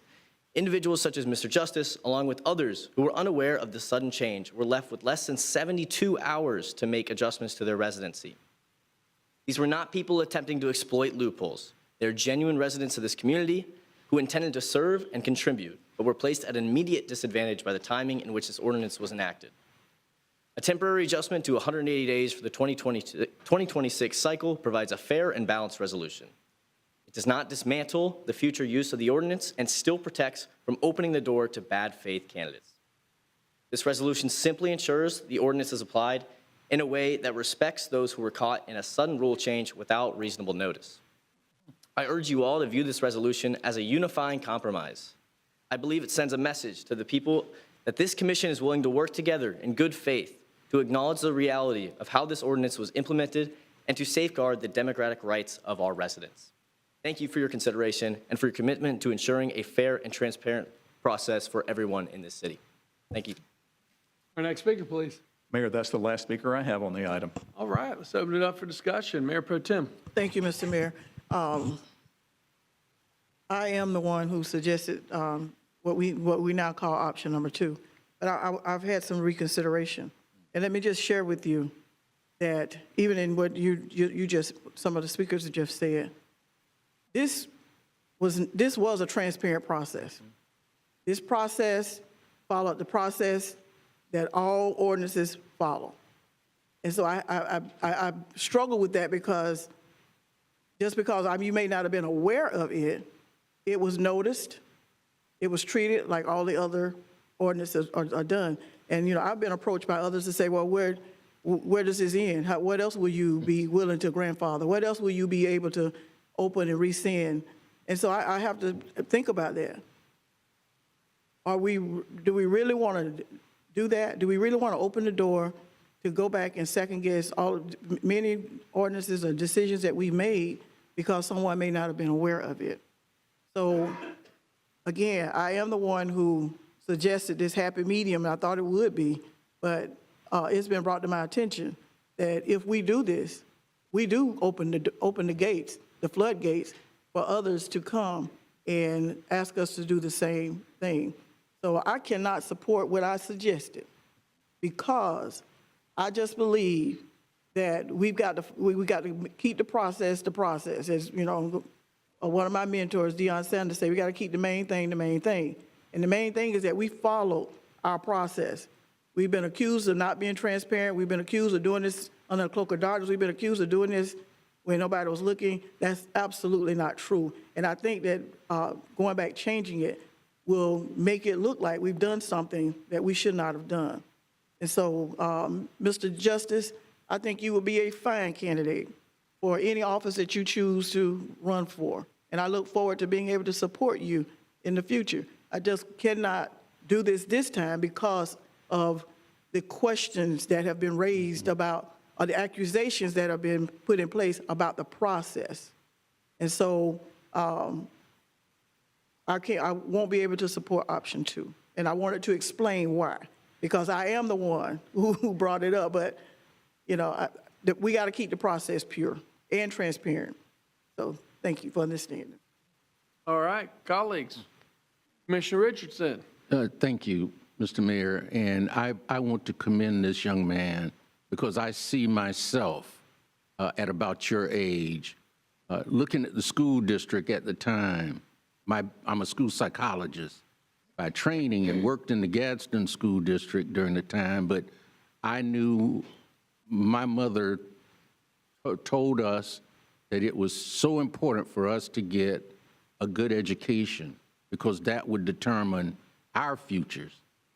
And so I wanted to see at the time, at about your age, that every child, regardless of where they attended school in the Leon School District, had an opportunity for a quality education and opportunities. And so I decided I would run for the Leon County School Board against a 16-year incumbent. I got waxed, but I didn't let that deter me. I came back 2 years later, along with the NAACP president. We approached the school board about going to single-member districts because we had not had an African-American elected to the school board. And so we were able to convince them to do that, and I was elected from a majority African-American district. First African-American male elected to the Leon County School Board. And so I commend you for your interest in serving, in representing all of our community, not just a certain portion, but all of our community. But what I have a problem with is us changing, as our Mayor Pro Tem has said, a process that was done according to the books. We didn't hide anything. We gave everybody in the community an opportunity twice to speak on the item. If there was some opposition to it, we didn't get that. And so I just don't know that it would be right for us to change the requirements. I knew what I needed to do in order to run for the Leon County School Board. I knew that if I lived in the county or outside of the county, that I couldn't run for the Leon County School Board. I knew what those requirements were. And so that is the reason why I cannot support option number 2 at this time. And Mr. Mayor, I would move that we adopt option number 1 to maintain the ordinance as is. And Mr. Justice, I would be more than happy to sit down and talk with you and discuss future opportunities. I think you're a very bright young man, very articulate, and the future holds great promise for you. I agree. I'll second that motion. All right, there's a motion on the table made by Commissioner Richardson for option number 1, seconded by the Mayor Pro Tem. Further comment?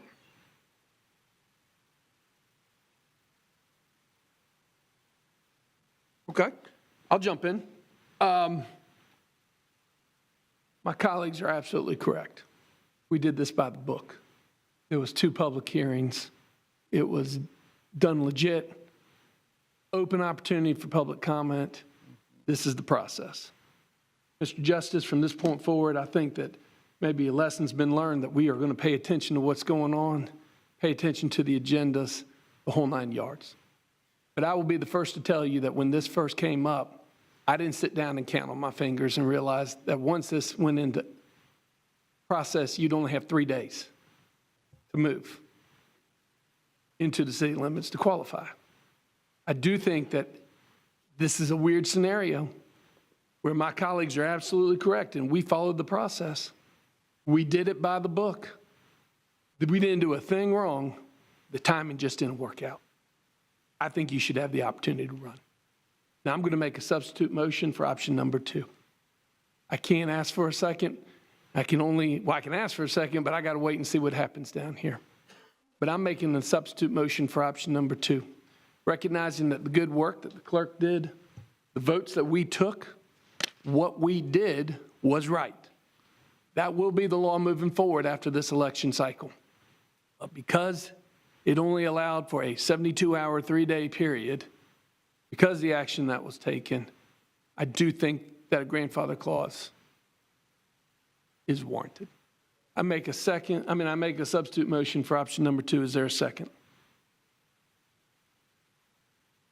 Motion dies for lack of a second. Comment, Commissioner Matlow.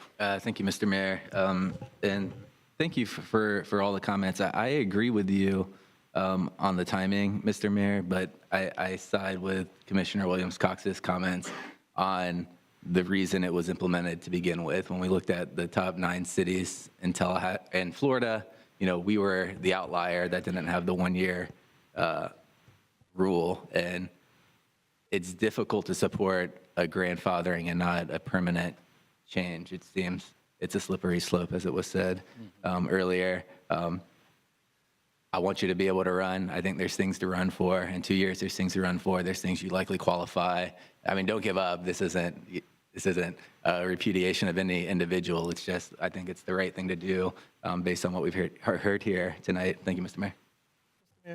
Just a second, Commissioner Porter. Thank you, Mr. Mayor. And I too want to commend you for stepping up. I hope that you run in the future, but I do feel like it's a slippery slope and although I understand that others could benefit from this, I'm just not comfortable making exceptions like this. And And although the timing is unfortunate, this was introduced with more than 72 hours notice. So it's not like it first came to us and then there were 72 hours. I believe it was about a month between when it was introduced and then voted on into ordinance. So I just want to make that clear too. Thank you, Mr. Mayor. You're welcome. Yes, ma'am, Mayor Pro Tem. I just wanted to say to Mr. Justice that there's still time for you to run for something else. Let's talk. Commissioner Porter is correct. From the time of introduction, it would have been 1 month until the time that it was implemented, and we gave you 72 hours. So that's 1 month and 72 hours. So if you're a renter, break a lease, sign another lease, move into the district, and establish your residency. I just don't think that's enough time. I just don't think we got it right. I'm sorry, sir, that my motion failed for lack of a second. We are back on the original motion that would take no action, thereby maintaining the 365-day qualifying period. All those in favor of the motion on the table signify by saying aye. Aye. All those opposed, aye. Motion passes 4-1 with the mayor in dissent. Our next item is item number 12.03. Thank you, Mr. Mayor. Let me ask Lieutenant Zach Line from the Tallahassee Police Department to come forward. The lieutenant will provide the presentation. This is your first annual report of the school speed zone enforcement program. You'll recall prior to the summer break, there were 2 zones that were active, and so we had some experience with that, so we have some data to share. And since then, we've continued to install cameras throughout the city in the public school zones, and there's some effort ahead of us. But let me turn it over to the lieutenant to provide a presentation. Hey, thank you. I'm Lieutenant Zach Line with the Police Department Special Operations Bureau. I will read aloud the City of Tallahassee School Zone Speed Zone Annual Report as of June 30th, 2025. Notice of speed zone violations were issued at the following locations from March 28th, 2025 to May 23rd, 2025. Cary Forest Parkway and North Martin Luther King Boulevard. From March 28th, 2025 to June 30th, 2025, the following results were obtained. Number of violations issued, 6,629. Number of violations dismissed, 341. Number of violations contested, 84. Number of contested violations upheld, 8. Number of contested violations dismissed, 0. Number of contested violations pending, 76.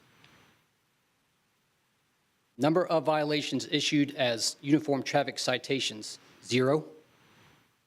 Number of violations paid, 4,561. And number of uniform traffic citations pending, 1,643. From March 28th, 2025 to June 30th, 2025, payment for 4,356 violations was received by the city from the school speed zone safety program and distributed as follows. The City of Tallahassee General Fund, $261,360. City of Tallahassee School Crossing Guard Recruitment and Retainment Program, $21,780. The Florida Department of Revenue General Fund, $87,120. The Florida Department of Law Enforcement Criminal Justice and Standards Training Trust Fund, $13,068. Leon County School District, $52,272. For total program receipts, $435,600. That's the annual report that must be read aloud for our program. Mr. Mayor, Lieutenant, I appreciate that information. And again, this was the experience we had during the first year of the program. We'll do this again this time next year as we have experience with the cameras. One of the questions that I'm asked often, and I think it bears repeating, is when are the speed limits, when is the school speed zone enforcement in place? And I think it's helpful to continue to repeat this so the public understands. Sure. School days only, no holidays, no weekends, it's school days only. And it's 30 minutes before breakfast program starts. through the entire school day until 30 minutes after school ends. And Mr. Mayor, I know I've talked to everyone and said the nuance is it is in place throughout the day at the posted speed limit, and those speed limits change depending upon if the lights are flashing, and that could be 15 or 20 miles an hour depending upon the zone, and then it defaults to the otherwise standard speed limit. In all cases, you would not be eligible for a ticket, or you'd not be subject to a ticket, I should say, unless you're going 11 miles an hour above that speed limit. So, Don't need to advertise that. well, I think, Mr. Mayor, I appreciate it and the humor of it. We want to make sure everybody's informed. We certainly aren't attempting to fool anybody. And I will say this, just from knowledge of the information we've already garnered from the 2 zones that have been in place, and now we have 5 new zones active, more coming. I believe the data already tells us that people are responding to the potential presence of the cameras, and they may be subject to the speeding violation. We're already seeing an erosion of that, which is what we're attempting to achieve. I just share that. I think at next year's report, you'll probably see that, and I appreciate the Lieutenant for running the program and providing the information. Thank you, Mr. Mayor. Thank you. All right, do we have any public comment on this item? No, sir. All right, it's basically the annual update. Any questions, concerns? I move to accept this information. Second. Okay, there's a motion on the table by the Mayor Pro Tem, second by Commissioner Richardson. Commissioner Porter, you're recognized. Thank you, Mr. Mayor. And my only comment is to reiterate what the city manager just said, that if we can do work with our communications department to maybe post about this or get the word out to clear up some confusion about when it's in effect for folks. Thank you. Commissioner Matlow. Thank you, Mr. Mayor. I believe I was the only dissenting voice of adopting this policy. I'm still opposed to it. I think without changing the physical infrastructure on some of these roadways, we're just ticketing and extracting money from our community and not putting it into the infrastructure needed to slow traffic down. Tharp Street, Martin Luther King, these 4-lane highways that have no physical infrastructure to force traffic to slow down, particularly at the bottom of some of these hills, is inviting speeding, and we're not doing our job to reduce it. Ironically, the painted sidewalks that were just removed were shown to be effective at slowing down traffic. I'm concerned about ticketing when the flashing lights aren't on. I think that's going to blindside a bunch of people, and while I do my best not to speed, we all slip up from time to time and go a little bit over. And I think if we're going down this enforcement route that's going to continue to generate more and more revenue, we need to be looking at taking that revenue and changing the physical roadways to reduce traffic, particularly on these major corridors, Tharp Street, Cary Forest, and MLK. Thank you, Mr. Mayor. Commissioner Matlow, I am reminded of a time when my father, the late Scott Daly, served on the Leon County School Board. And I'll never forget when a prominent member of this community received a speeding ticket in a school zone. We wrote him a blistering letter. And my father simply responded back, "Slow down." I'm going to say the same thing. Slow down. Slow down. You're in a school district. Yeah. As the parent of kids that go into high school here in Texas, slow down. Schools are well marked. We know school's in session. Slow down. I mean, we heard from the manager, and I'm not going to repeat it. There's quite a bit of grace in the speed above the posted limit. Everybody just needs to slow down. School's back in. Let's be careful. Commissioner Richardson and then the Mayor Pro Tem. Mr. Mayor, just to say, you know, where I live, there are 2 schools on either side of my home on Orange Avenue.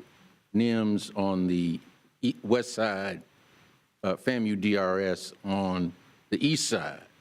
And every morning when I'm leaving home, I see tons of children, precious children, walking on the sidewalks, either going to FAMU DRS or NIMS. And I just can't imagine that anyone would want to go over the speed limit in those school zones, but it happens.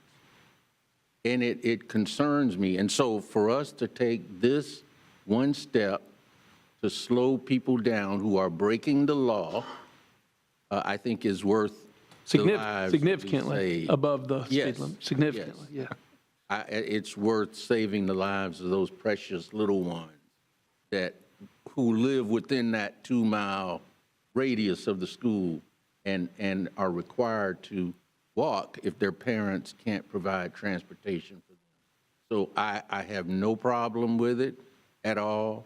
You know, I tell you all a funny story. My oldest daughter is out in Seattle, Washington now, and she got a speeding ticket recently. Daddy, I don't know why he gave me a ticket. Everybody else was, I said, you don't worry about everybody else. You worry about the speed that you're going. She was going 76 in a 50-mile-an-hour speed zone. I said, yeah, you deserve the ticket. She's a pilot. She's a pilot. She was flying. Pilot. She was flying on the ground. flying. Flying on the ground. Yeah, But anyway, that's why this is so important. It helps protect our precious children who, in many instances, have to walk to school to get that quality education that I talked about earlier. Is that a motion for option number 1 to accept the update? I already made the motion. Oh, you already made the motion, I'm I sorry. seconded it. All right, Mayor Pro Tem, you recognize? I just wanted to say, Commissioner Matlow, when we talk about the reinvestment in infrastructure, if we look at where this money is going, it is to the greatest infrastructure because the city park goes into the crossing guard program. Now, if you can't stop because somebody, usually a retiree that's out there helping children get across the street, if you can't support that, then I just need to know is what can you support? And then, of course, the school district also receive some of this funding, and you know that our school district, our superintendent has made it very clear, and I think I saw school board member Darrell Jones in the audience, made it very clear that our school district needs some money. So if you're willing to speed through school zones, then they're willing to take that money and turn it into books or security or whatever it is at the schools, and we're willing to invest in crossing guards. Because back when I was a tadpole, we didn't even have crossing guards. You were on your own. You just had to get over there. So, things are faster now, and so we appreciate that. So to me, that's the greatest infrastructure that we can have a direct impact on, because when you start dealing with sidewalks, roads, and what have you, we have to deal with DOT, the county, all these other folks that gets involved. So the investment goes to the crossing guard program. So. Motion's been made to accept the report by the Mayor Pro Tem, second by Commissioner Richardson. Any further comment? Seeing none, all those in favor signify by saying aye. Aye. All those opposed, passes unanimously 5-0. Item 12.04, Mr. Manager. Thank you, Mr. Mayor. This item is rescheduled from your last meeting. It's an update on the city's use of artificial intelligence, or AI, as it's generally referred to. Assistant City Manager Christian Doolin is going to provide the presentation. Thank you, Manager, and thank you, Commissioners, for your interest in the topic, bringing it forward for us to discuss. The information item you looked at gives an overview of an emerging AI, an emerging technology. It's evolving, and it's an exciting one for our departments, and one that also all of us in our personal lives have a lot of questions about, hope for, and optimism, maybe a little anxiety. So this can give us a chance to provide a little bit of clarity for that. The item covers roughly two areas of information you asked for. The first would be the policies that provide the safeguards for our use of artificial intelligence at the city. The city has a comprehensive set of policies. There are 5 detailed in the item, and that would underneath those, there'd be a lot of protocols that are driven at the department level. A quick overview of the policies detailed. 401 lays out approval and encryption and the controls for the use of all software and technology that would apply to AI. Policy 408 addresses how staff use online tools and also how they validate any information that we're looking at for putting within online tools and collaborating online. 405 lays out controls for incident response whenever there's a technology issue, software issue. Policy 715 is how we protect our information, how we monitor that information that's traversing our networks. And 809 deals with how we decommission any technology. This would apply to AI as well.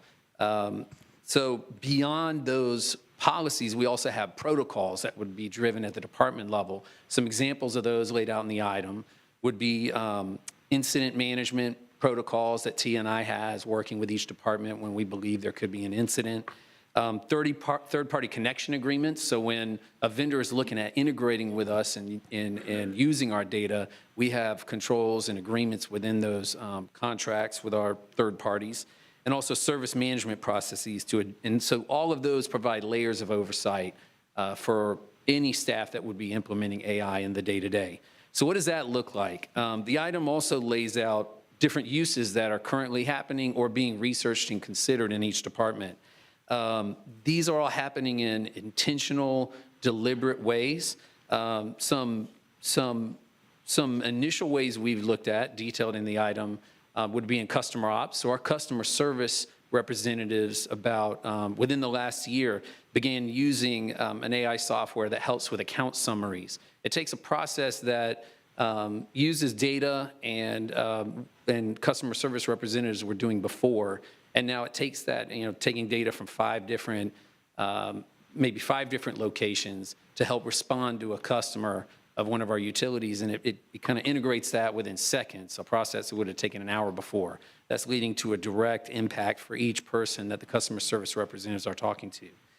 In public safety, earlier we were talking about Remember to Lock Your Car initiative and blue light. Well, our license plate recognition software over the past couple of years has led to over 200 cars that were stolen that have been returned that would not have otherwise been identified without that license plate recognition software. So that's leading to direct impact in public safety.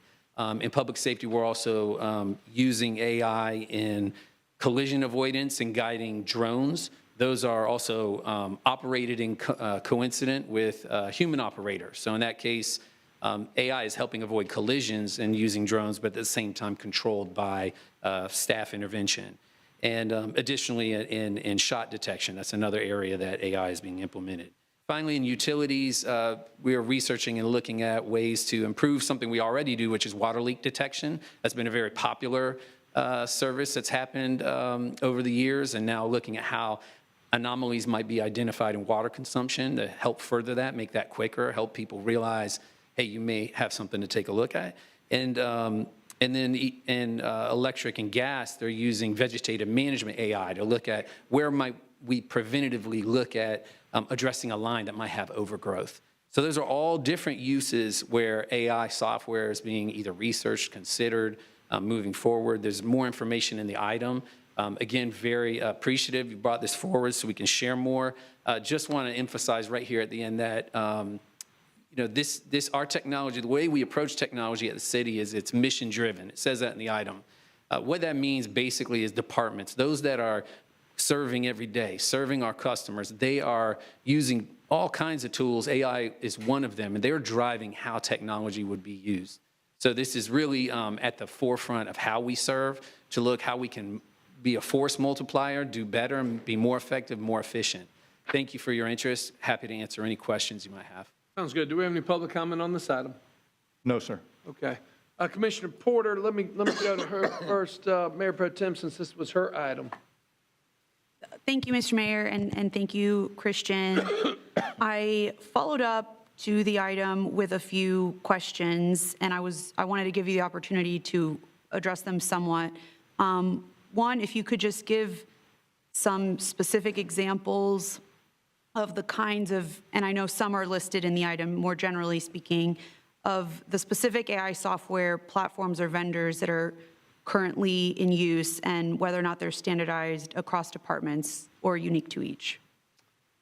Thank you. And they'd be unique to each. I'd group them in kind of three areas. One would be kind of mission specific, and those would be kind of generative AI or models that we might not know in our public life. So examples would include Axon, or Skydio. Those are the partners that public safety is using. They're very specific to a public safety mission. Another example would be Itinerus or Genesis. Those are vendors that our customer ops are working for, so we can do voice recognition or analysis within our account system, our customer system. Then there'd be the large language learning models. We've heard about those. We know them in our private life. Those are, our use is largely governed by 401, which would be our social media policy that addresses online platforms and the like. That would be Microsoft, Google, OpenAI. All of those are in use just like the internet would be, or over the course, an employee may use those over the course of their business delivery. And then a couple more that we're looking at, the last category that I mentioned, we're very intentional on how we move forward. AI Dash would be the vegetative management one, and Code Comply is one that growth management is looking at to see how that might help with permitting or site plan reviews. Can you talk, thank you, can you talk me through how we evaluate a software platform or a use of AI? So for example, these are some questions that I was reviewing this morning. Questions like, are we asking, who developed the product? What is their track record with government use, data collection, and cybersecurity? How does the AI make decisions? Is the decision-making process explainable to the public? I'm not expecting you to answer all these right now, but that's the kind of thing that I'm interested to know, what are we asking ourselves, or what are we asking of the product when we evaluate it? Absolutely, and let me offer kind of a high-level example. I'll pick in this case the customer service technology. I mean, so in that case, as you know, years ago we upgraded our systems, our billing systems, our account systems, and when we go forward in an RFP, we're going to the best in breed, best in market. Those are often either we are expressing our interest in what's on the market and what could be available. We also, once we start to partner, they're looking at our functional requirements, what do we need, and then they can suggest those. Our development teams are working hand in hand in that instance with how that technology would work, where our actual customer service reps sit with them to say, hey, here's the business challenge I have, takes me an hour, and then we move forward from there. So in each of the instances where our department is moving forward, there's all of the procurement process, the system development process, and all of those, the policies, the trainings that would govern that, the credentialing, are part of interrogating what we're going to move forward with and what we would launch. Okay, thank you. Do we ask whether the AI product has been tested for bias, or how large the data set is that it is operating from? Yeah, I mean, I appreciate the question and explained a little. So to kind of address that, I would kind of express that there's technology, system controls. Mm-hmm. There are training, credentialing, and people, how we do our operations every day, and then policy. So I've laid out some of the policy for that would express, for instance, 401, that there's a duty to kind of have a human verification to make sure there isn't bias, that we would look at the information that's presented and make sure it's accurate. I would emphasize that a lot of the processes that this is being deployed for, the AI is happening within a system, within a process that's occurring. So it's not happening at the end point for a user to engage with. So if there is data available and for instance, a customer service rep would have to go get that data now. Once this is implemented, it's doing that same thing, but more effective and quick. So in that case, it's doing something that exists today quicker. Regarding that too, just to stay on customer service, a customer service rep, when they join, has to take a week of training alone, it takes a lot more training, but 1 week alone dedicated to empathy and sympathy. And you see that reflected in the recordings we have of customer service reps. Now, those customer service reps on those engagements are using all of the analysis, the data, and even some of that software. And then after the fact, we have feedback surveys, and the customers will provide feedback for us. As you know, we laid out a target of 85% customer satisfaction in our last strategic plan and met that. And then you put in the new plan to get it to 90. And over the last few months, since we've put out that new feature, we're seeing 89 to 90% satisfaction. Now, that's involved in implementing a lot of other technologies, making sure we can, AI also lets us provide basic answers 24/7. And so we look to expand the time we serve, the pace at which we serve, and make things better in a way that doesn't require, technology. It relieves the burden we have on our customer service reps and allows them to get really focused on building that relationship with the customer. Thank you. I don't have an agenda here really, other than it's something that I think I learned a lot from the item, and it's a powerful tool, obviously, and it's important for all of us that we protect the city and protect the residents in whatever use of AI or any technology that we use. So I don't have a motion, but I would like to continue this conversation as I continue to learn more, and would love to meet with you at another time to dig into some of the individual softwares that we're using and learn a little bit more about them. But I really appreciate the item and the thoroughness. Thank you. Is that a motion just to accept the item as presented? Sure, I wouldn't mind hearing from my colleagues, but first. I'll second that motion. Sure, okay. Motion's been made by Commissioner Porter, seconded by Mayor Pro Tem. I got the Mayor Pro Tem, and then I got Commissioner Matlow. Assistant City Manager Doolin, thank you for this thorough presentation. As I've mentioned many times that my profession was IT before I got here, and I still dabble in it a little bit with my colleagues. And what's being said in our world is that AI is here to stay. In order to evolve into the next, because when we first started, we started using computers to computerize things that had been done manually. And so now we've evolved to AI, which goes out and gathers all this stuff for us and bring it back. But what's going to be crucial is knowing how to structure your prompt, because you got to ask for the right thing to get the right thing. So it will require human intervention to do that. And then you need to have a human being or someone to verify it to make sure that you got what you expected to get, or inspect it to make sure that it's reasonable and that it is correct. And Commissioner Porter's question about the bias, whether it's been tested for biasness or not, it's based on what's out there already. So it's going to grab what's out there, and yes, there is going to be bias, but the human being will have to then take that and interpret it, like you just said, and try to take the bias out as much as possible. So human being is going to be very important, but we've got to retool and retrain to know how to do these things, and you can't be lazy with AI, because if you are, you're going to get what you get and you think it's correct. Because we just said earlier, we got a lot of misinformation out there. You got to be able to discern and be able to depict what's right, what's true, and what is not, so that you get the results that you need.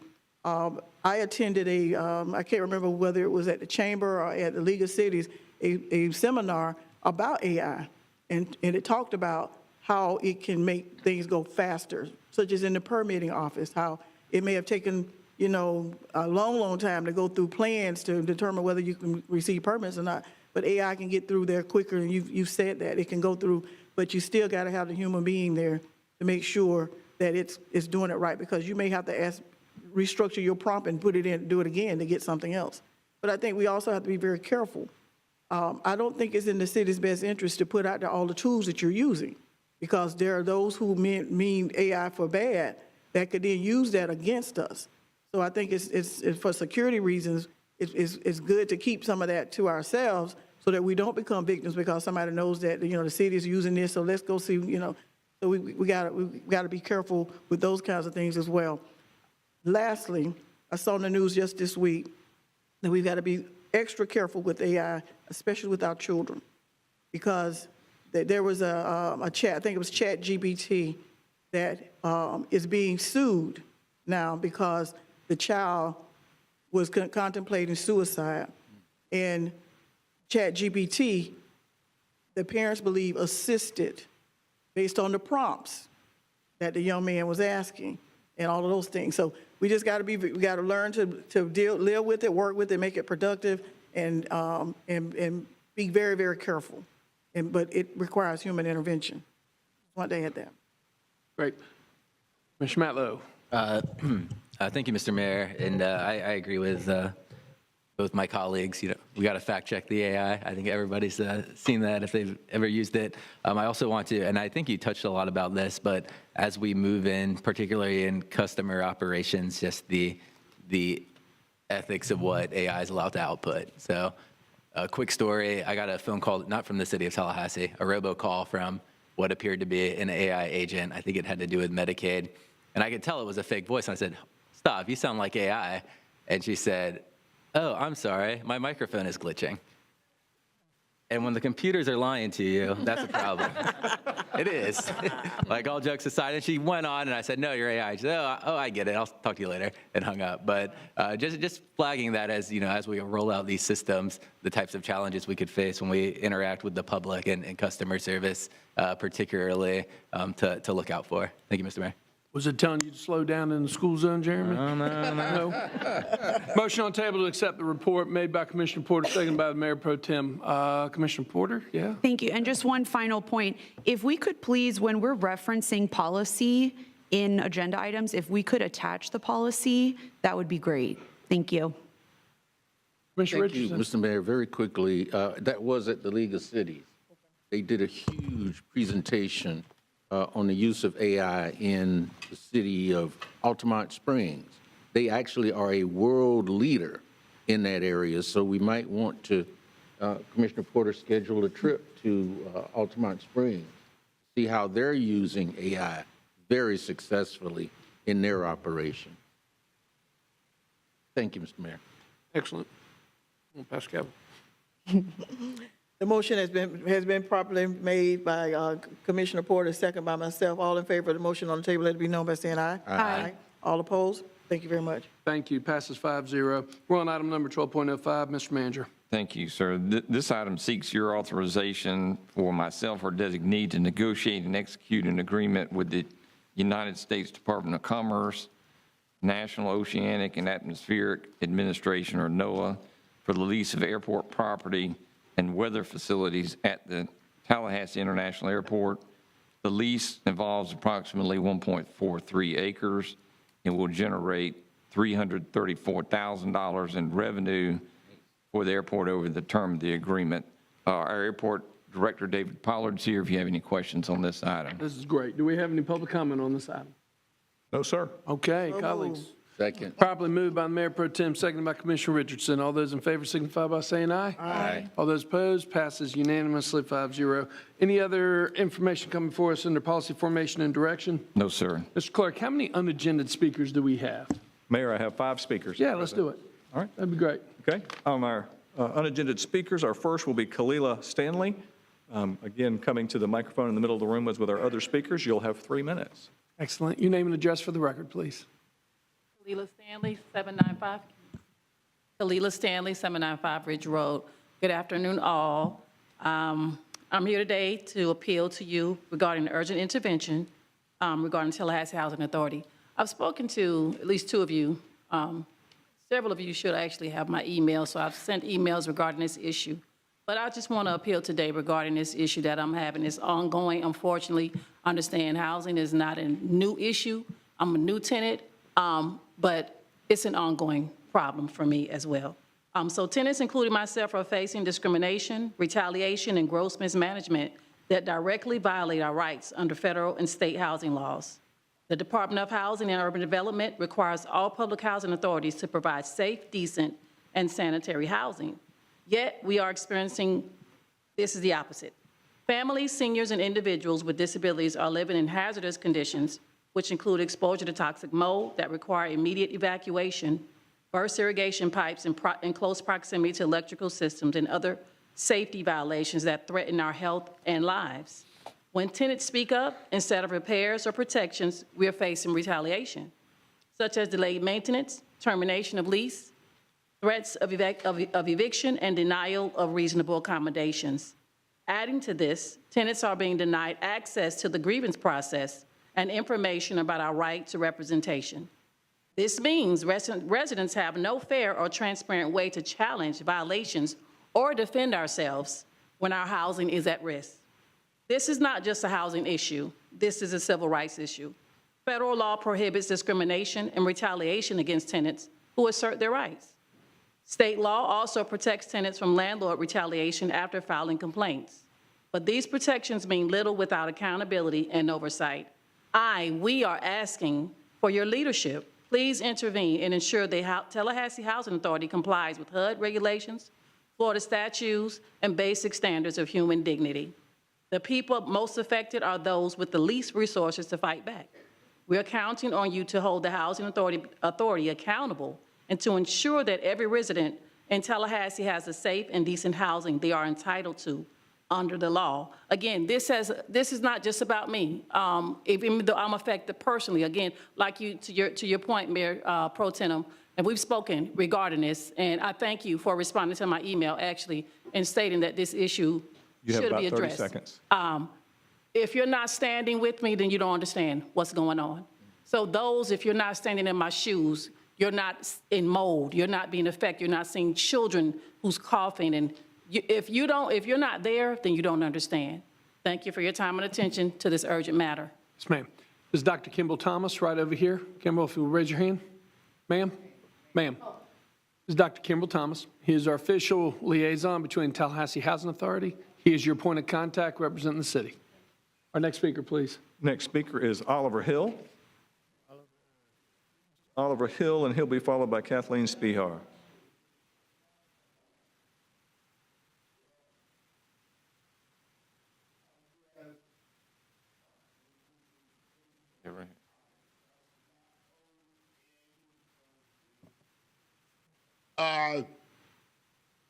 Frankly, I'm being very short and very serious. I've been a lot of battles for the right of human beings living in public housing in Tallahassee, Florida, ever since the beginning in 1969, when the first complex was built at Orange Avenue, but not completed for the Joe Louis. Let's say this, the Tallahassee Housing Authority hadn't had a board meeting in 5 months.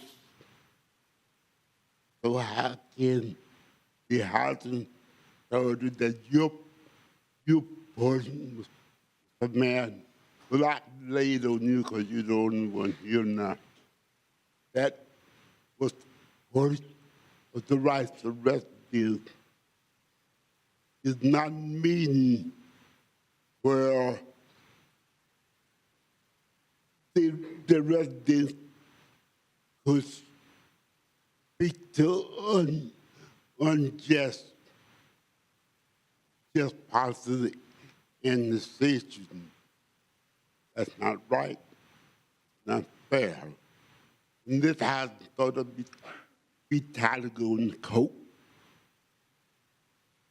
They need to straighten their act out. Because anytime you got a budget problem, and this house do have a budget problem, I don't think anybody can say no, it's not. Because you look at the numbers, they were paying. This is a public housing program. This is public housing. Where's the resident going to go beyond public housing? I look at your figures. A little bit below the county. The county figures for 1 bedroom apartment, new $1,500 a month. You realize what minimum wages is? No, because it's just not cutting it. Because the private landlord is finding a way to get around the law. Have about 20 seconds. Well, I'm doing the best I can, so help me out in the 20 seconds there. You know, commissioners need to work with people like myself. I've been living in public health for the last, well, I went there about 20 years, past 80 now. I let you figure the time. I've been in public housing. I hear Commissioner Richardson talk about the kids in school and fighting. Then I hear another commissioner talking about this Black history a little bit. Nobody at all. But now, folks, I'm talking about Tallahassee Housing Authority and you, those commissioners. And the thing told me when you allow the executive director to put their own boss. If I could put in my own boss, I'd been happy, so lucky. That thing got to stop. Mr. Hill, it's great to see you. You look good, by the way. And what I'm going to ask is, you're absolutely correct. If the Housing Authority hasn't met in the past 5 months, that's an issue that needs to be addressed. So if, Dr. Thomas, if we could reach out once again to the Housing Authority, actually, it's time to have an update from the Tallahassee Housing Authority. So sometime this fall, Mr. Manager, if we can schedule to have the Housing Authority come in and provide their annual update, that'd be fantastic. Yes, sir. Yes, sir, Mr. Hill.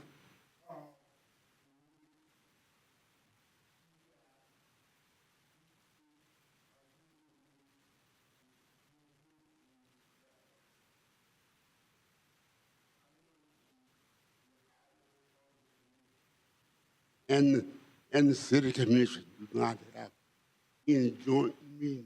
Correct. That's not supposed to be like that. So you're requesting that we have a joint meeting with the Tallahassee Housing Authority. It's not a bad idea at all. Because the other thing, your resident commission do not represent me at all because they're not trained. They don't know what they're supposed to do. Understood. Now, if we could get, like everything can go wild on me, Right. reckless driver, but I'm trying to get something done before I could make another lawsuit here. Sure. Yeah. Well, it's time. It's time for the Housing Authority to come back in. We've got new leadership over there. Oh, you know, Miss Williams is leaving. No, she's leaving. She hadn't left. Yeah. I thought she had left. Brenda has not left yet. Interesting. I think December. But she's scheduled to leave. Correct. Okay. All right. Mr. Hill, we're on it. Okay. Thank you. Thank you for coming out. Yeah. Thank you.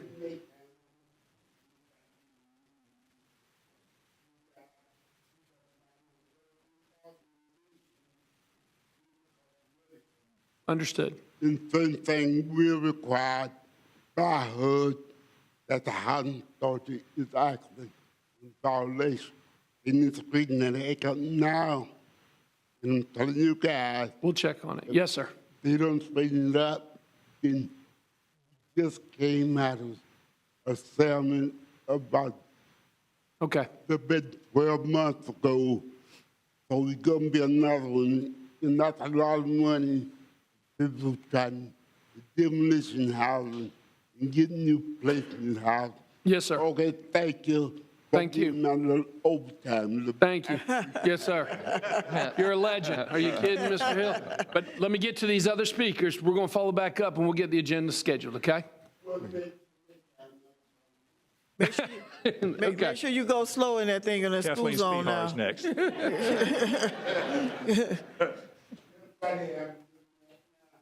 All right.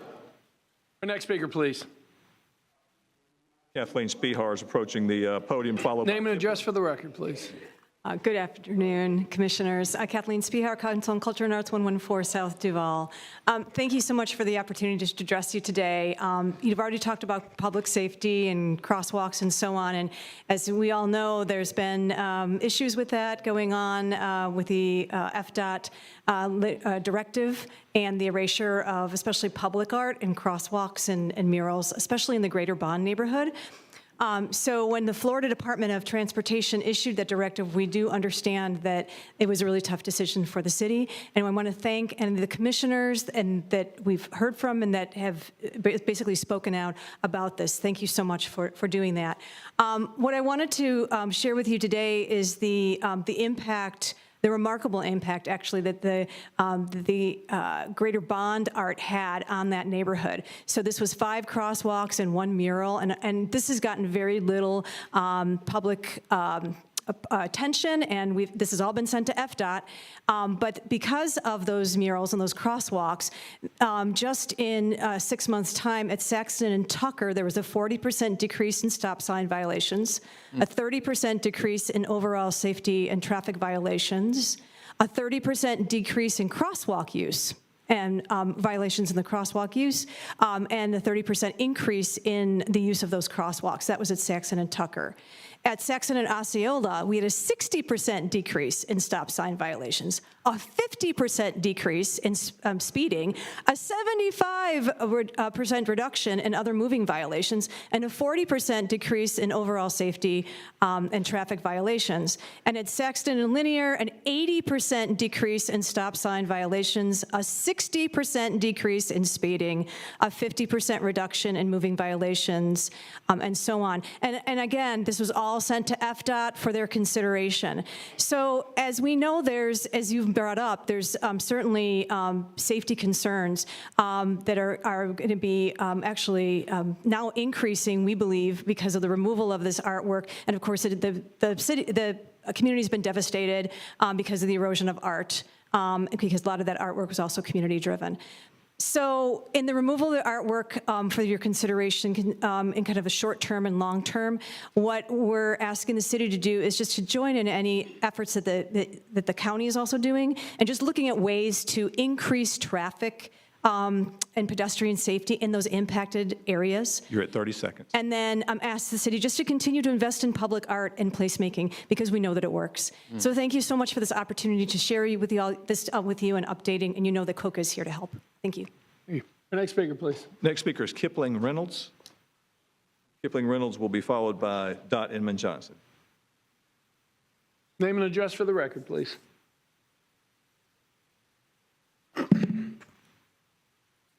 Thank you. My name is Kipling Reynolds, 738 Gold Nugget Trail. First of all, I'd like to thank Commissioner Matlow and Commissioner Porter specifically for their courageous and substantive support of the Tallahassee immigrant community. All of the commissioners before me, I am so glad to say, have explicitly said that they express their support for the defense of human rights. And today, thankfully, I'm glad to say that Mayor Daley expressed his concern towards the treatment of immigrants and the current actions by the federal administration. With that in mind and with that context, I would like to ask why we are helping the government do its concerning violent actions. We only have one person on the job signed up for the 287G agreement, according to Chief Revel, but according to Chief Revel, he is doing their paperwork for them. So if we are concerned, if we want to defend human rights, why are we easing their access, easing that along? Multiple of you have expressed that the reason you would like to do that, the reason you would like to continue with that or not change the status quo is because we are concerned that if the 287G agreement is broken, that one or more of you might be removed from your office. And I would like to challenge that fear head on, because number one, when our fellow humans are being detained, illegally mistreated, beaten, not given proper food or shelter, deported regardless of their legal status, It is our duty as humans to defend them. And that is doubly, triply, 10 times true of our elected officials. We elected you to support our community, to defend our community. So please do your job. If Ron DeSantis decides that he has the power to remove you, and even if the courts decide that that is true, our community will protect itself. We will re-elect you, or we will re-elect someone else who has the power to defend us and the will to defend us. So I would like to challenge any fears that you might have. If the only thing that you are worried about is losing your job, I'm sorry, but as a working class person, as someone who is currently searching for employment in this amazing city, I do not have sympathy, because you are paid well enough that you can survive a few months while you find your next employment. That is not the concern here. The concern is the people of our community who are being stolen, whose families are broken, whose 30 seconds. Children don't have fathers. They're going back to school. They don't have money because their primary bread maker is gone. Thousands of miles away. I know personally somebody whose father is 2,000 miles away. They can't visit, they can't talk, and they certainly can't get any money. So, yes, I challenge your fear, and I challenge you to fight for us. Our next speaker, please. Next speaker is Dot Inman Johnson. Name and address for the record, please. Dot Inman Johnson, 2121 Trescott Drive, Tallahassee. I want to speak on two things. First, very quickly, I have never, in the 53 years I've lived in Tallahassee and followed the city commission, both inside and outside, have never known of a city manager to treat a city commissioner with the disrespect that was shown at the chamber retreat. And I could not stand here without making that comment. And I hope there will be an apology if there hasn't already been one.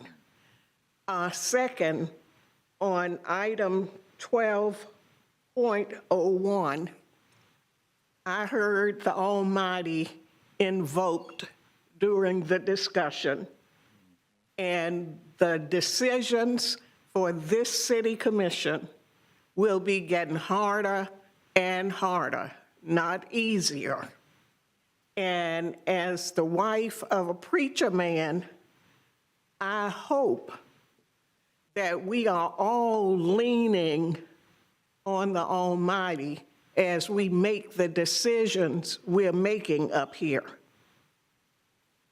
I, for one, as a citizen, a tax-paying citizen, do not want the tax dollars that I contribute for our police department to be used to support the horrendous tactics that I have seen by ICE. Wearing masks, kidnapping people off the street, shoving them into unmarked vans without due process, and ferreting them away from their families and their homes. So I know you voted down the motion by Commissioner Matlow, but I hope when the grace period suggested by the mayor You're at 30 is extended, that you will find a hill to stand on that is a hill of justice and fairness, and vote to keep our tax dollars where they belong and not supporting these kinds of operations. Thank you. Thank you. We have one more speaker, Mayor. We had one. Sure. One speaker. It's, last speaker is Edward Ryan. For the record, though, Ms. Inman Johnson, the Commissioner Matlow's motion passed 5-0. It was unanimous support for the motion that he made earlier today. Our next speaker, please. Your name and address for the record. My name is Edward Ryan. I live at 564 Roden Cove Road, and I'm here to talk about that very same issue, which concerns me particularly. I'll tell you, I haven't been to a municipal hearing in decades, but this one really bothers me.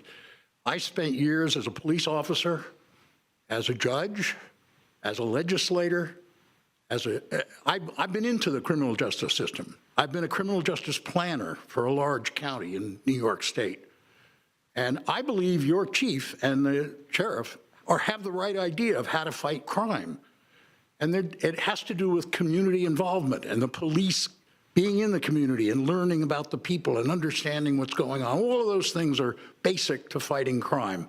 But what I believe is a violation, literally a violation of your obligations to protect the people in this community, is to start spending money on other things that aren't part of your charter. We do have a separation of powers in this country, and one of them is that the federal government enforces federal laws and the local government enforces local laws. And if the local government gets involved in trying to enforce federal laws, you're diminishing the ability of this community to protect itself from actual crime. So I argue and submit that it is an actual violation of your responsibility to this community to spend money on federal law enforcement, and I urge you to reject that idea entirely and go back to community policing and doing the right thing for your people. Thank you very much. Thank you. Our next speaker, please. Stanley Sims. And Mayor, this is the last speaker I have a forum for. Name and address for the record, please. Same address and fortunately same wife. I wanted to get up because, Mr. Mayor, I wanted to clarify my comments from the last meeting in reference to the hospital. When I said that I feel that the public needs to be heard, it should be an agenda item before it's agenda for you all to make a decision. I think that it should be an agenda item so that you can hear from all people in the community of how they feel about the prospect of selling the hospital. And then that way, as you all get closer to making a decision, you would have more knowledge and more understanding of how we feel as constituents. As you know, Mr. Mayor, I have heart problems. A hospital is very important to me. Mr. Murray say when you got health issues, you got a main issue. And the reason I have concerns with Florida State purchasing the hospital is because of DEI. And not only just because it's DEI, I look around in our community of other state-run hospitals, and it's not a good track record. Commissioner Richardson, Sunnyland Hospital. That was a state-run hospital. Florida State Chattahoochee. Have you been to Chattahoochee's lately?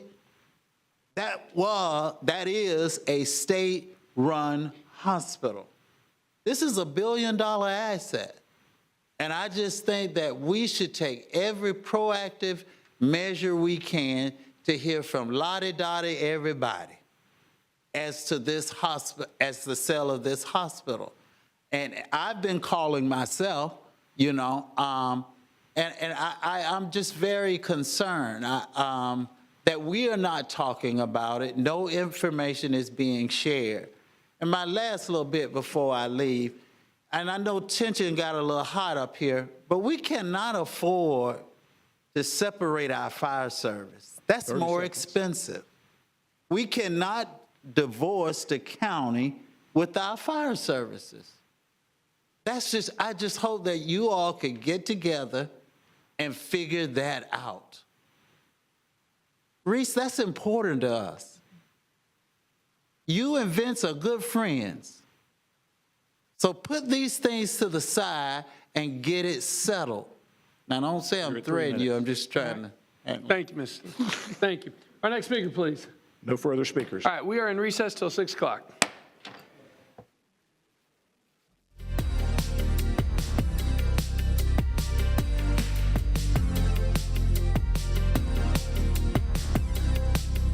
Order. I apologize for my tardiness at 6:05 in the evening.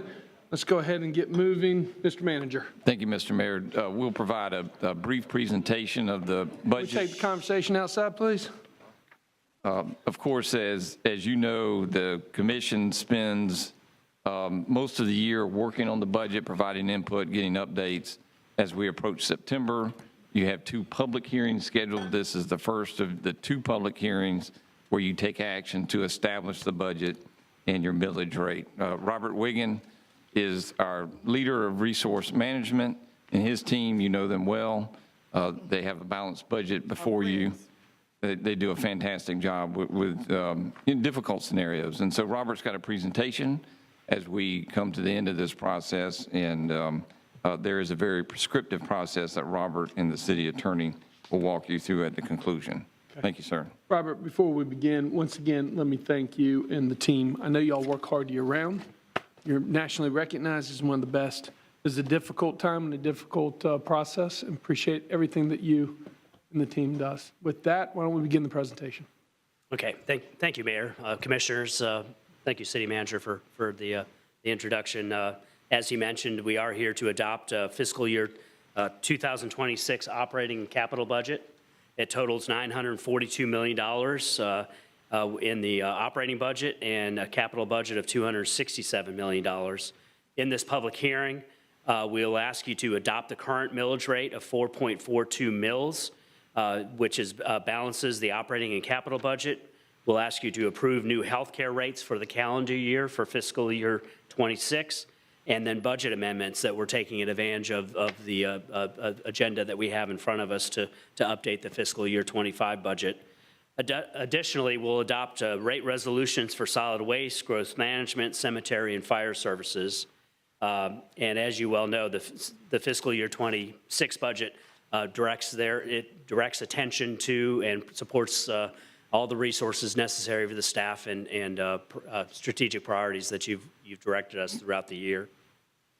These are some budget highlights. A lot of the highlights are around additional staff. As we've confirmed in prior workshops, the fiscal year 26 budget funds strategic investments in your high-level services, public safety with 20 new additional police officers. I'll note that 100% of the police department is paid for by property taxes, but then supplemented by state of Florida revenue and half-cent sales tax. We continue investment in the wraparound services that you've directed us to provide. The fiscal year 26 budget also funds fire services that we've discussed and we'll discuss in more detail later in the presentation. There's 26 additional firefighters that are assigned to the 5 busiest fire stations in what we're proposing, as well as wages for the already approved collective bargaining agreement. In Parks and Recreation, we celebrated the milestone of reaching 100 new parks, which also means then support for those parks and facilities. And so we have 6 new positions to maintain those. I think it may be 102 parks now. It just keeps growing. And then 6 new positions to staff the new senior center. Tallahassee International Airport has increased demand for passenger traffic and increased operational demands. And so we're including a position at the International Airport. And then, of course, most importantly, the citywide benefits that make sure that the staff that we put into action on your strategic plan are the best talent, and that includes a 4% raise, continuing the health plan where we share in the cost, 80% by the city, 20% by the employee, which realizes almost a $3,600 savings for those families that work for the city. I'll also mention that housing is funded as directed. The community housing, the Community Human Service Partnership, all of our other human services such as mental health crises, Bridge, special initiatives, and COCA are also funded in this budget. In the fiscal year 26 budget, as you're well aware, fire services are critical. Based on our analysis, the fire department's budget is balanced and has been revised, and rates for city customers have been adjusted to ensure high-quality fire and rescue services are maintained. We are in the sixth and most recent amendment to the contract that was adopted by both the city and the county, and that went into effect October 1st, 2023. It was intended to balance the budget until fiscal year 28, but based on circumstances that we're all aware of, we've reached a point where we've recognized the rates, the wages that are necessary to operate the fire department, have made commitments to firefighters, and so we're recommending that with those fire wages and new personnel costs, that it will require a 9.98% rate change in fiscal year 26. That equates to about $2.01 monthly for most city residential customers. I'll note that's about $1.97 in Zone 2 for residential customers.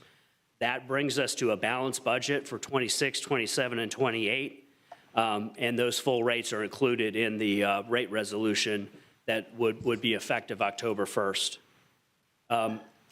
As part of the process of going through this exercise, we've amended the rate resolution, and I'll read this so that we're precise. A place of worship located within property owned by a religious institution shall be exempt from the fire protection assessment, and then places of worship shall mean the interior space measured in square feet of a single worship hall, meeting room, or auditorium space, and which is used for religious services or activities. This codifies our process and ideally makes it clearer for the work that we've been doing well over 25 years in applying these rates. The resolution further defines that only one place of worship shall be exempt on any property owned by a religious institution. That single worship hall, meeting room, or auditorium space with the largest number of square feet shall be presumed to constitute the place of worship at any property unless the religious institution designates another smaller interior space as the place of worship for purposes of the exemption. Commissioners, as we've presented in the agenda item, you have the authority to remove that exemption or expand the exemption. And I'll mention that with the removal of that exemption, we would change the rates that are assumed, and we would be able to, with that additional revenue, set rates at 8.56% as an increase, or $1.72 for Zone 1. Zone 2 would be about $1.50 as an increase. And so that's before you for your consideration. As I mentioned, we also have the opportunity to make some budget amendments to the current fiscal year so we can balance the budget by year end.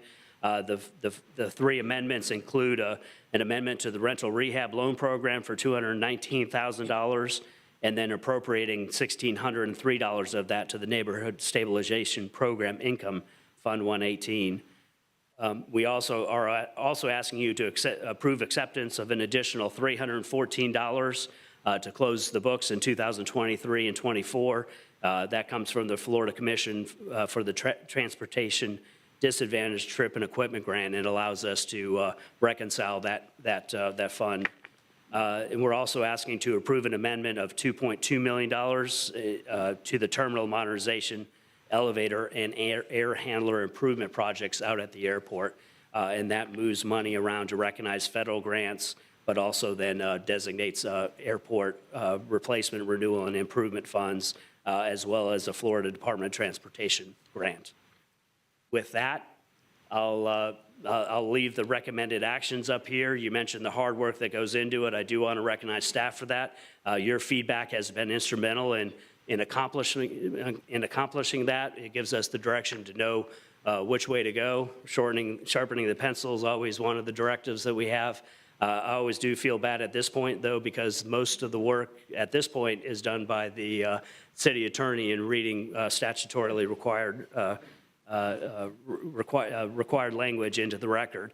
But we'll be asking you to take the action listed under these public hearing steps to approve the tentative fiscal year 26 budget and millage rate of 4.42 mills by supermajority, the fiscal year 26 proposed operating and capital budgets, the health plan rates, the budget amendments, and then adopt resolutions for solid waste, growth management, fire services, and cemetery. I'll note that the final public hearing is scheduled for 2 weeks from now, September 17th at 6 p.m.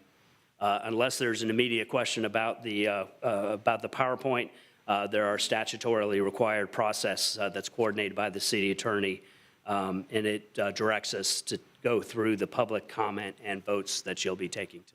Before we take the formal process up, are there any questions or clarification for Robert? Okay. Seeing none. Mr. Manager, any closing comments? No, sir. All right, Madam Attorney. Thank you, Mr. Mayor. As you know, there are several steps that we must go through tonight pursuant to the Truth in Millage Act. The Truth in Millage Act requires certain steps to be taken in a certain order and requires certain things to be read into the record. Those steps are in the agenda item if you want to follow there, and the first item is to read into the record the following. The proposed millage rate for fiscal year 2026 is 4.4200 mills for the City of Tallahassee and 1.0000 mil for the Tallahassee Downtown Improvement Authority, which millage rate is more than the aggregate rolled back rate of 4.2296 by 4.99%. Resolution number 25R43, which is provided to state the percentage that the proposed millage rate is above the rolled back rate, is in attachment A.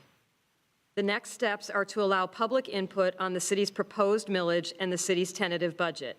If anyone has signed up to give public comment, they can speak on either the proposed millage or the tentative budget for the city at this time. In compliance with Florida Statute Section 200.065, the date of this hearing was included in the trim notice, which was mailed to all property owners in August by the Leon County Property Appraiser to advertise this hearing. Excellent. Thank you. Mr. Clark, do we have any public speakers on the city's proposed millage of 4.4200? And for the any particular speakers on the city's tentative budget? No, sir. That concludes the public input on the city's proposed millage and the city's tentative budget, unless there are any other speakers on those items that are here. Madam Attorney. Thank you. The next steps are to allow public input on the Downtown Improvement Authority's proposed millage of 1.0000 mil and the Downtown Improvement Authority's tentative budget. Again, if anyone has signed up to give public comment, they can speak on either the millage or the budget for the DIA at this time. In compliance with Florida Statute Section 200.065, the date of this hearing was also included in the trim notice, which was mailed to all property owners in August by the Leon County Property Appraiser to advertise this hearing. Mr. Clark, do we have any public speakers on the Downtown Improvement Authority's, DIA, proposed millage rate of 1.0000? And do we have any public speakers on the Downtown Improvement Authority's tentative budget? No, sir. That concludes public input on the Downtown Improvement Authority's proposed millage and the Downtown Improvement Authority's tentative budget, unless there are any other speakers on those items that are here. Seeing none. Now it is time for commission discussion on the proposed millage rates and tentative budgets. Let's open the floor up for discussion. Commissioner Matlow. Thank you, Mr. Mayor. I have one major issue today, and it's the fire services fee conversation with the county. I'm so disappointed in how we got here with our relationship with the county, and what was proposed today is a smaller increase without the county's support, which is significantly less than where we were at our first meeting when the county offered to fund Fire Station 17, 15. They agreed to the fire pay increase. They agreed to the $2.5 million debt refinancing, and they only rejected an $8.5 million ISO part of that. And in effect, what happened since then is a bunch of yelling across the street at each other, puffing out our chest and saying, I'm right, I'm right, I'm right, you're right. And now here we are today being asked to adopt something that's in violation of our interlocal agreement with the county. I think the city needs to do what it says it's going to do and its agreements, and I think this should have been negotiated and ironed out long before we got to the public hearing today. So what's being proposed today is that we raise the rates on city residents. The county has decided not to rate. They walked away from the table, have decided not to raise their rates and supplement that from reserves. And then they've stated previously that that would be in violation of the interlocal agreement. Madam Attorney, in your legal opinion, would this action sustain a challenge? Madam Attorney. I think that the way that the methodology was done for this rate raise by the city is defensible. I cannot say that a challenge will not be brought. but I think it's defensible. Do you think it would sustain a challenge? I'm not sure. I mean, I guess litigation always carries a risk, Commissioner, so I'm not sure that I wouldn't ever make a guarantee. Have you sought any outside guidance on whether this would sustain a challenge? I have not. Okay. I think with the uncertainty of this moving forward, this is where I am today. I think we have 2 weeks. We have 2 weeks before final adoption. We need to open up the conversation with the county again about fire services moving forward. That includes bringing them on board, similar to what they agreed to earlier this year for next year. This year is going to be a wash. And, we're going to have to foot that bill because of the way it was played out. We're going to have to look at our reserve fundings, and we're going to have to sharpen our pencils to make it work. But, we're walking away from what would have been a much better compromise if we just came to the table to begin with. So what I would like to do is go back to the table, and I'm not going to support a millage rate, not going back to the rollback millage rate today. I know we need a supermajority of votes to do that until we get this issue resolved. So my thoughts would be, by the final adoption hearing, we could go back to the county. The city manager could get the county's support to agree to us raising the rates on the city with some sort of negotiation to see where they want to go in the future and bring that deal back to us and close it out before this budget hearing. It's a really tight timeline. I know many of our county colleagues would like to see this resolved. I don't think they're trying to drag this out in perpetuity. We recognize where these things can go. We want to avoid those, but I think violating our interlocal agreement to get there is not good leadership. It's not the way we can do things in the city of Tallahassee.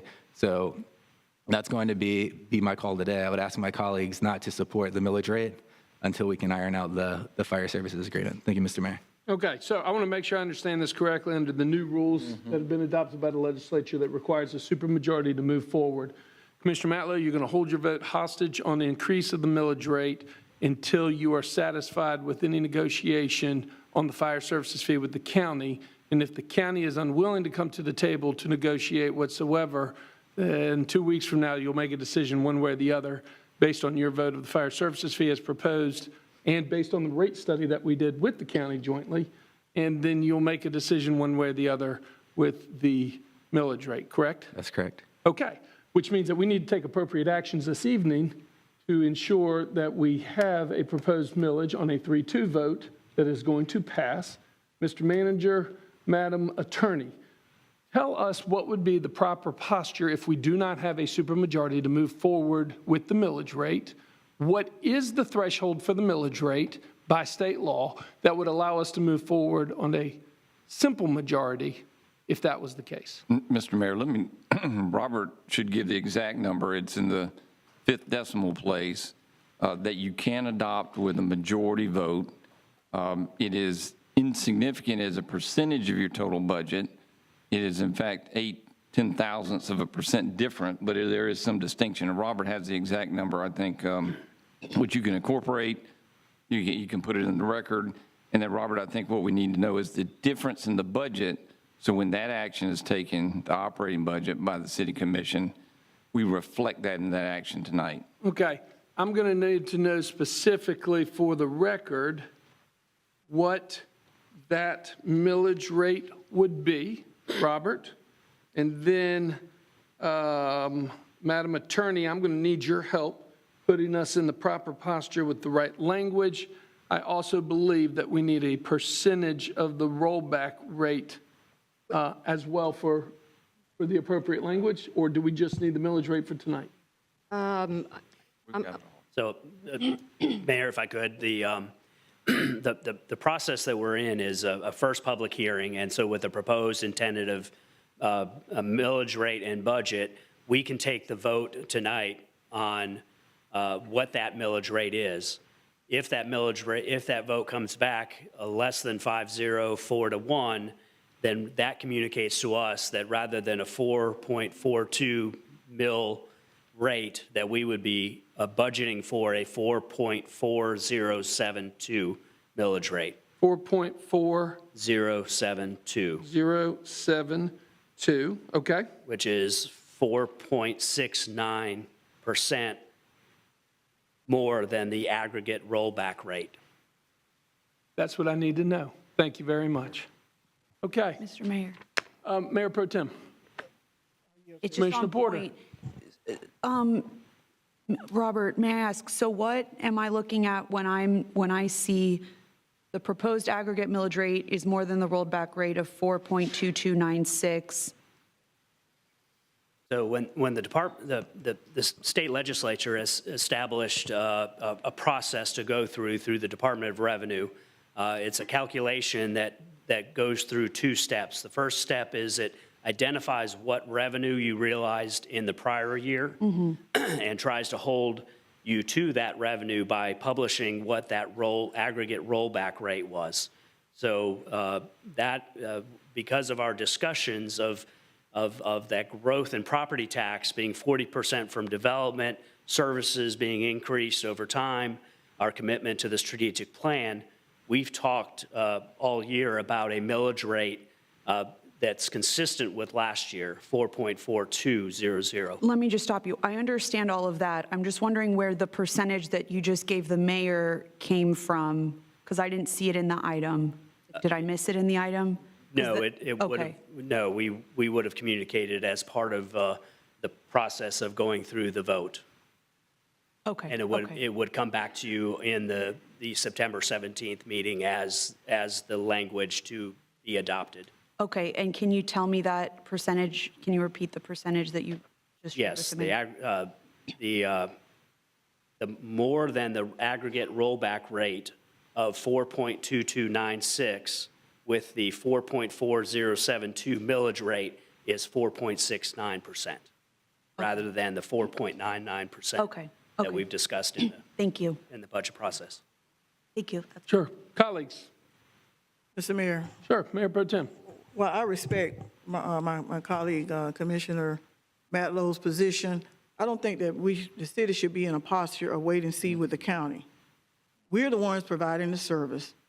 We have a contract, like we have contracts with other vendors and other folk, and we don't let them tell us how we need to operate. I think that we need to, we've had these conversations. I don't recall any yelling back and forth across the street from this side. I've watched some meetings where there was some yelling from the other side. I think that we have stated our position. We've said where we were. We're supporting our firefighters and the ones that the county told us we needed to pay them, so we're paying them. We hired some to be able to deploy folks to these stations that we promised to build, but we can't do it alone. And as I've said, I was very clear in my last discussion about this. If the county intended to do anything different, we would have heard it by now. And I don't want us to be in a posture of being held hostage, waiting for someone to give us an answer, check the box if you love me or not, in 2 weeks. Because where we are, we got a serious budget here that we've got to move on. And while the budget process is complicated enough as it is, we should not be relying on someone else to tell us what we can and cannot do with what we have the responsibility to do.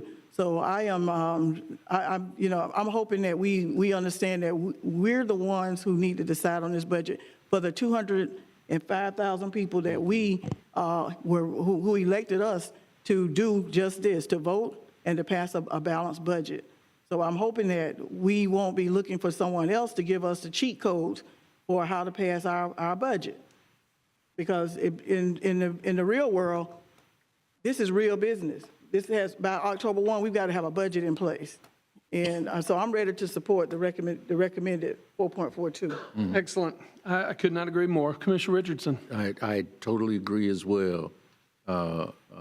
Chairman, you know, we've had that contract in place with the county for years, almost decades now, and we cannot put ourselves in a position where they will be able to dictate the conditions of the contract. And that's what we do if we go back to them now, asking them to give us permission to provide better services, you know, for the citizens of the city of Tallahassee. And so I support the 4.42 and going forward from there. Unfortunately, we do not have the votes for a 4.42. So in a second, I will be calling for a motion for the 4.4072, which can pass on a simple majority. Commissioner Matlow. Thank you. For clarity, we entered the interlocal agreement. You know, we're bound by the terms of what we signed. The likelihood of success, from my viewpoint, is pretty close to nil if we violate the interlocal agreement with the county. We didn't have to sign an interlocal agreement with the county, but we did. And what y'all are proposing and what management is proposing is that we walk away from figuring out funding for Fire Station 17, 15, all of the vehicles that are included with it, and we're pushing for a sliver just to pay for the firefighters that we had to hire. What I'm proposing is let's be adults, go talk to the county, get this figured out so we have a path moving forward next year with the county support to get all of our fire stations and fire services back on track. So yes, we can steamroll the county. Yes, we can do this. Yes, they can legally decide if they want to challenge it. Yes, y'all can decide if you don't want to serve the outlying counties anymore. But the most logical and path that I think people want to see is for us to come to the table and figure this out so we can build these fire stations, pay our firefighters work, and that's going to take going to the table with the county and not kicking them out of the conversation completely. Thank you, Mr. Mayor. Well, for the record, we do not serve the outlying counties. We serve the unincorporated of Leon County. They are the only ones that are in the relationship with us. Our rates are proposed on the joint rate study that we both paid, both agreed to do, which we do periodically to support the incredible men and women of the fire department, not only through fat salaries and everything associated with the contract that we negotiated, but also with the proposed new fire station, the expansion of the fire station up in the northeast side of Tallahassee, and the equipment associated with it. The county decided not to move forward. We are not going to build the new fire station. We are not going to do the expansion of the fire station. And quite frankly, we can't do it without the support of the county. But we are going to fully fund a budget that pays our firefighters the negotiated wages that we spent so long working on. And I will be the first to say, yes, I support what's being proposed and look forward to working with the county moving forward. But it is time to pass a budget. If the county would like to speak in the next 2 weeks, of course, I'll make myself available. But quite honestly, I'm ready to move tonight. By the way of moving forward with our budget, we need to take action tonight. I will be supporting what staff is recommending. Okay, so Madam Attorney, let's make sure that I'm in the proper posture. Is there a motion, or Madam Mayor Pro Tem, will you make a motion for the approval of the city's proposed millage rate of 4.4072 mills as set forth in resolution number 25-R-43? So I just need to, if I might. Sure. It's just a little bit confusing because that is not in that resolution, correct? Okay. So what you're proposing is not to move forward with the proposed millage rate, but rather to move forward with the slightly lower millage rate, which does not require a supermajority vote. Is that correct? Correct. So I think we need to read that back. We need to just start over a little bit. We need to read that back into the record just to make sure that we're in the right posture for that. As we discussed during the briefing, make sure we're in the proper posture. And Mr. Mayor, if I can be clear to those who are watching, the only reason we're doing this is because a supermajority is required to stay with the current millage rate of 4.42, which is what we had last year, But in order to do that this year, the legislature is requiring us to have a supermajority, and Commissioner Matlow has indicated that we will not get his support on the supermajority. So we're having to go to a lower, slightly lower, almost, I won't say nothing's insignificant, but real low. We're having to do this so that we can get it passed on a simple majority. It's just a little bit more nuanced than that, just to be clear. There's the maximum millage rate is a complicated calculation that where you can't go more than 110% of the rollback rate, which is what our regular calculation is and what was presented to you today. Mr. Wiggin, is that correct? Well, it actually is more complicated than that. But I'll mention. So we go through the rollback rate calculation, and relative to that, then we consider the rollback rates, the adopted rates, the maximum millage rates, a gross taxable value of all properties, and then we also look at some dependent district revenues, which is the DIA. And there's also a calculation that is the Florida per capita personal income. Last year was 5.69%, and this year it's 1.051%. And so that is what brings us to that maximum millage calculation. In both cases, the intention is to restrain the millage rate that we use to support our police department, our Parks and Recreation, our public infrastructure. So, Mr. Mayor, at this point, if the commission is going to go forward with the second calculation, we need to start back at the beginning and read those numbers into the record. Let's begin. Can you give those numbers to me again? 4.4072 mils, which represents a 4.69%. Okay. So, Commissioner Porter. I know. I'm coming to you in just a second. Okay. Once we get the clarification on The what proposed motion will be. Okay, so now the proposed millage rate for fiscal year 2026 is 4.4072 mils for the City of Tallahassee and 1.0000 mil for the Tallahassee Downtown Improvement Authority, which millage rate is more than the aggregate rolled back rate of 4.2296 by 4.69%. Resolution number 25-R-43, which will be amended, is provided to state the percentage that the proposed millage rate is above the rollback rate. It's currently in attachment A. I would suggest that the next steps are to allow public input on the city's proposed millage and the city's tentative budget. If anyone has signed up to give public comment, they can speak on either at this time. And in compliance with Florida statutes, the date of this hearing was included in the trim notice, which was mailed to all property owners in August by the Leon County Property Appraiser to advertise this meeting.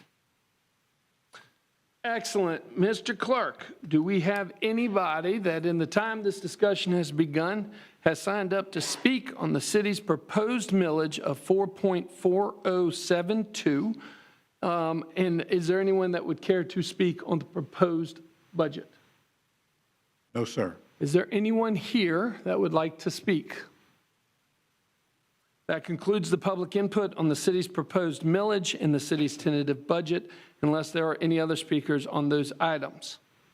I'm going to do the DIA again, just because the statute requires these things to be done in a certain order. The next steps are to allow public input on the Downtown Improvement Authority's proposed millage of 1.0000 mil and the DIA's tentative budget. Again, if anyone has signed up to give public comment, they can speak on either of those items for the DIA, and in compliance with Florida statutes, the date of this hearing was also included in the trim notice, which was mailed to all property owners in August by the Leon County Property Appraiser to advertise this hearing. Are there any speakers, Mr. Clerk, on the Downtown Improvement Authority DIA proposed millage of 1.0000 mils? And are there any public speakers on the Downtown Improvement Authority's tentative budget? No, sir. Okay. That concludes the public input on the Downtown Improvement Authority's proposed millage and the Downtown Improvement Authority's tentative budget, unless there are any other speakers on those items. Now it is time for commission discussion on the proposed millage rates and tentative budgets. We are back into the proper format. Yes, sir. Correct? Now, Commissioner Porter, coming to you. Thank you, Mr. Mayor. I'm not entirely comfortable with either option, but and unfortunately, my understanding and from the conversations I've had with our city attorney is that the county does have the right to, per the interlocal agreement, to stop us from raising rates, that we have to mutually agree to rate increases. Is that not correct? Yes, that was the basis for withdrawing from the arbitration, that they argued that the city manager and the county administrator were required to agree to raise the rates. They opted not to raise the rates. The interlocal agreement does not explicitly prohibit the city from acting unilaterally to raise rates. Okay. That being... On point? Go ahead. On point, Commissioner Matlow. Was that the county attorney's understanding of the issue as portrayed to the county? I can't speak to that, Okay. Commissioner. Well, just for clarity, they are stating a position that we can't raise rates unilaterally based on their attorney's guidance. So this would be headed towards litigation. That being said... Excuse me? The question was, are we the county or the city commission? Oh, okay. That being said,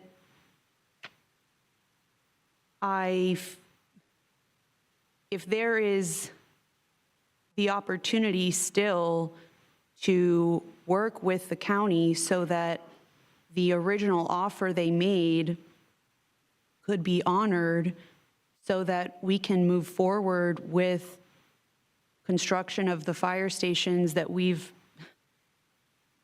are delayed as it is, then I would like to pursue that.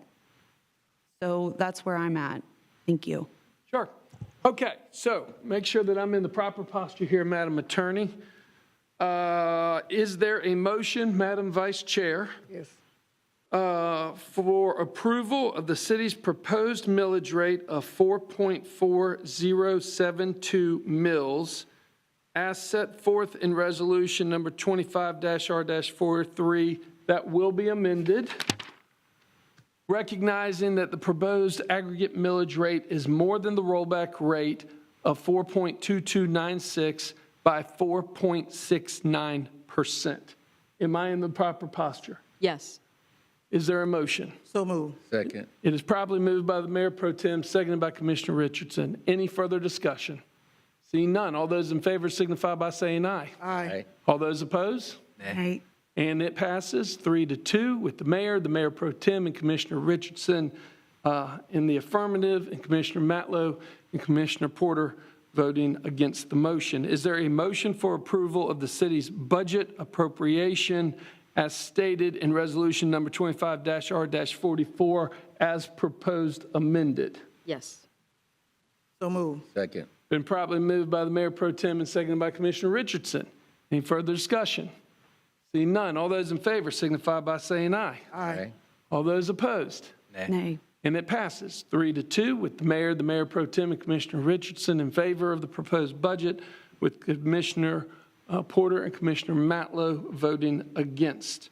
Is there a motion for approval of the Downtown Improvement Authority's proposed millage rate of 1.0000 mil as stated in resolution number 25-R-43, attachment A? So moved. Properly moved by the Mayor Pro Tem, seconded by Commissioner Richardson. Any further discussion? Seeing none, all those in favor signify by saying aye. Aye. All those opposed? Passes unanimously 5-0. Is there a motion for approval of the Downtown Improvement Authority's budget appropriation as stated in resolution number 25-R-44, attachment B? So moved. Properly moved by the Mayor Pro Tem, seconded by Commissioner Richardson. Any further discussion? Seeing none, all those in favor signify by saying aye. Aye. All those opposed? Passes unanimously 5-0. Madam Attorney.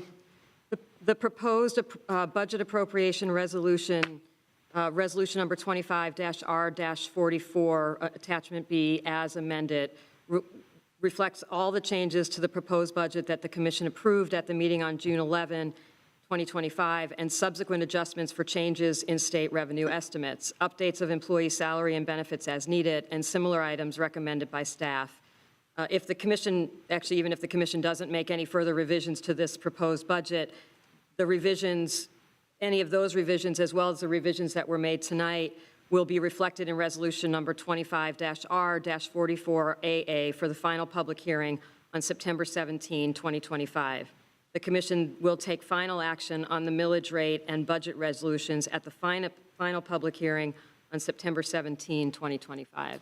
Is there a motion for approval of the healthcare rates option 1 as proposed for fiscal year 26? So moved. Second. All right, it's been properly moved by the Mayor Pro Tem, seconded by Commissioner Richardson. Any further discussion? Seeing none. All those in favor signify by saying aye. Aye. All those opposed, passes unanimously 5-0. Madam Attorney. To summarize, the City Commission has tentatively approved the millage rate for both the city and the DIA and the expenditures and obligations of the City of Tallahassee and the DIA for the fiscal year beginning October 1, 2025, and ending September 30, 2026, designated the sources of revenue and appropriations. The titles to, actually, I'm not going to read the titles because they're going to change, but their resolutions number 25-R-43 will be amended, and resolution number 25-R-44 will be amended to reflect the Commission's action tonight. A public hearing on the final budget will be held on Wednesday, September 17, 2025, at which time the resolutions number 25-R-43 as amended, setting the millage rate, and resolution number 25-R-44 as amended, setting the budget, will be presented for approval. Contingent upon commission action, the resolutions and the required budget summary advertisement will be adjusted for all issues resolved as part of this agenda item, as well as for all other items approved during tonight's meeting that may affect the fiscal year 25 budget. At this time, the commission is scheduled as part of this agenda item to consider 4 proposed resolutions regarding solid waste rates, growth management fees, fire services assessments and fees, and cemetery fees. The first of 4 resolutions, resolution number 25-R-35, adopting updated solid waste rates, reads, resolution number 25-R-35, a resolution of the City Commission of the City of Tallahassee, Florida, establishing the schedule of residential and commercial rates for solid waste services pursuant to the Code of General Ordinances, Section 21-512, and providing an effective date. Now it would be appropriate to ask for public comment. Are there any public speakers regarding this item? No, sir. Great. Any discussion amongst commissioners? Seeing none.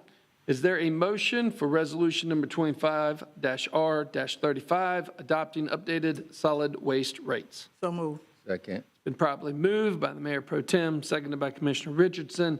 All those in favor signify by saying aye. Aye. All those opposed, passes unanimously 5-0. Madam Attorney. Thank you, Mr. Mayor. The second resolution is resolution number 25-R-42, adopting updated growth management fees. Resolution number 25-R-42, a resolution by the City of Tallahassee, Florida City Commission establishing the schedule of permit and review fees for signs, buildings, life safety, electrical, plumbing, mechanical, roofing, mobile home installation, gas, reinspection fees, competency examination application, environmental, land use, concurrency, and development agreements pursuant to Chapters 4, 5, 7, 9, and 10 of the Tallahassee Land Development Code and Chapter 163 Florida statutes to be effective October 1, 2025. Do we have any public comment on this item, Mr. Clerk? No, sir. Any discussion, commissioners? Seeing none. Mayor Pro Tem, is there a motion for approval of resolution number 25-R-42, adopting updated growth management fees? So moved. Second. Probably moved by the Mayor Pro Tem, seconded by Commissioner Richardson. All those in favor signify by saying aye. Aye. All those opposed, passes unanimously 5-0. Madam Attorney. The third resolution is resolution number 25-R-45, adopting updated fire services assessments and fees. Resolution number 25R-45, a resolution of the City Commission of the City of Tallahassee, Florida, relating to fire service assessments and fees, providing for the provision of fire services charges, facilities, and programs throughout the City of Tallahassee, Florida, imposing a fire services fee on government property, describing the method of apportioning fire services costs for the government property among government property, providing for the collection of the fire services fee on the city utility bill, imposing a fire services assessment on non-government property, describing the method of assessing fire services assessed costs against non-government property, providing for the collection of the first fire services assessment on the city utility bill, and providing an effective date. Are there any public speakers on this item? No, sir. All right, commission discussion. Commissioner Matlow. Thank you, Mr. Mayor. Again, I'm going to oppose this until we get county support as mandated by the interlocal agreement. I hear you loud and clear. Any other comment? All right, is there a motion for approval of resolution number 25-R-45, adopting updated fire service assessments and fees? So moved. Properly moved by the Mayor Pro Tem and seconded by Commissioner Richardson. All those in favor signify by saying aye. Aye. All those opposed? Nay. And it passes 3-2 with the Mayor, Mayor Pro Tem, and Commissioner Richardson in the affirmative, and Commissioner Matlow and Commissioner Porter voting against. We are, Madam Attorney. Fourth and final. The fourth and final resolution is resolution number 25R-40, adopting updated cemetery fees. Resolution number 25-R-40, a resolution of the City Commission of the City of Tallahassee, Florida, establishing the schedule of cemetery lots and grave space rates pursuant to the Code of General Ordinances, Section 17-32, providing an effective date. Is there anybody just dying to speak on this issue? Oh, come on, a little levity during the budget cycle. I regret to inform you that there are no speakers, Mayor. Okay, all right. Commission discussion. Now, Madam Vice Chair, is there a motion to approve of resolution number 25-R-40, adopting updated cemetery fees? So moved. Second. Been properly moved by the Mayor Pro Tem, seconded by Commissioner Richardson. All those in favor signify by saying aye. Aye. All those opposed, passes unanimously 5-0. This closes the public hearing on this item. Once again, the final budget public hearing is scheduled for September 17th, 2025. Madam Attorney. Thank you, Mr. Mayor. Finally, the budget amendments that Mr. Wiggin referenced at the beginning of the hearing relating to fiscal year 25 need to be approved. I don't know if you need to repeat them, Mr. Wiggin, or show them on the screen again. All right, if we can put the budget amendments back up on the screen. Are there any public comment, Mr. Clerk, on the proposed budget amendments? Despite your wishes, no, sir. Okay. Mayor Pro Tem, is there a motion to approve the proposed budget fiscal year 25 amendments? So moved. Second. Properly moved by the Mayor Pro Tem, seconded by Commissioner Richardson. Any further comment? Seeing none. All those in favor signify by saying aye. Aye. All those opposed, passes unanimously 5-0. Do we have anything else come before us at this public hearing? Great. We are on the sharing of ideas. Commissioner Porter, you are recognized. Thank you, Mr. Mayor. I wanted to make a motion if necessary. The Innocence Project reached out to my office. I don't know if they reached out to anyone else about recognizing a resolution recognizing wrongful convictions. And I forwarded their language to your office for your consideration. Yeah, we can do it. Thank you. I also was wondering if there was an update to our engagement plans for the comprehensive plan beyond the transmittal at our next meeting. I know that the item on Senate Bill 180 is coming back to us, and that's a big thing that's hanging over us. But that was something we discussed at our meeting before we went on break, is an item that would come back to us laying out what it's going to look like moving forward as we engage the neighborhoods. And I was wondering if there was an update or if that will be coming to us at a future meeting soon. I don't know if I'm 100% clear. So at our meeting where we decided to postpone Senate Bill 180. adoption, No, not, at our meeting before the summer break, I asked that we, especially since, we had a consultant before, I believe that contract's expired, and we were going to work with the neighborhoods to resolve some of the conflicts and disagreements with what was being proposed in the comp plan. And I had asked that an item come back to us with just a plan, whether it's a calendar, events, whatever the plan was for that enhanced community engagement, moving forward, drafting revisions to the comp plan. And I was wondering if there was an update on that, or if it will still be coming to us. Mr. City Manager. Yeah. Mr. Manager, do we have any additional engagement plans outside of the process at this point? Mr. Mayor, thank you, Commissioner. I think the relevance of the update was to kind of map out, as the City Commission was continuing to discuss the future transmittal of the comp plan, how we would go about engaging. Now, of course, at your last meeting, you had discussion about the next steps, which was moved to the September 17th meeting. So at this point, we don't have any staff proposed next steps beyond that. We know the process would involve transmittal. If the City Commission approves to transmit the comp plan that will be before you at your next meeting, then we would await the state's feedback and then potential adoption. That would be the extent of the steps related to this particular process.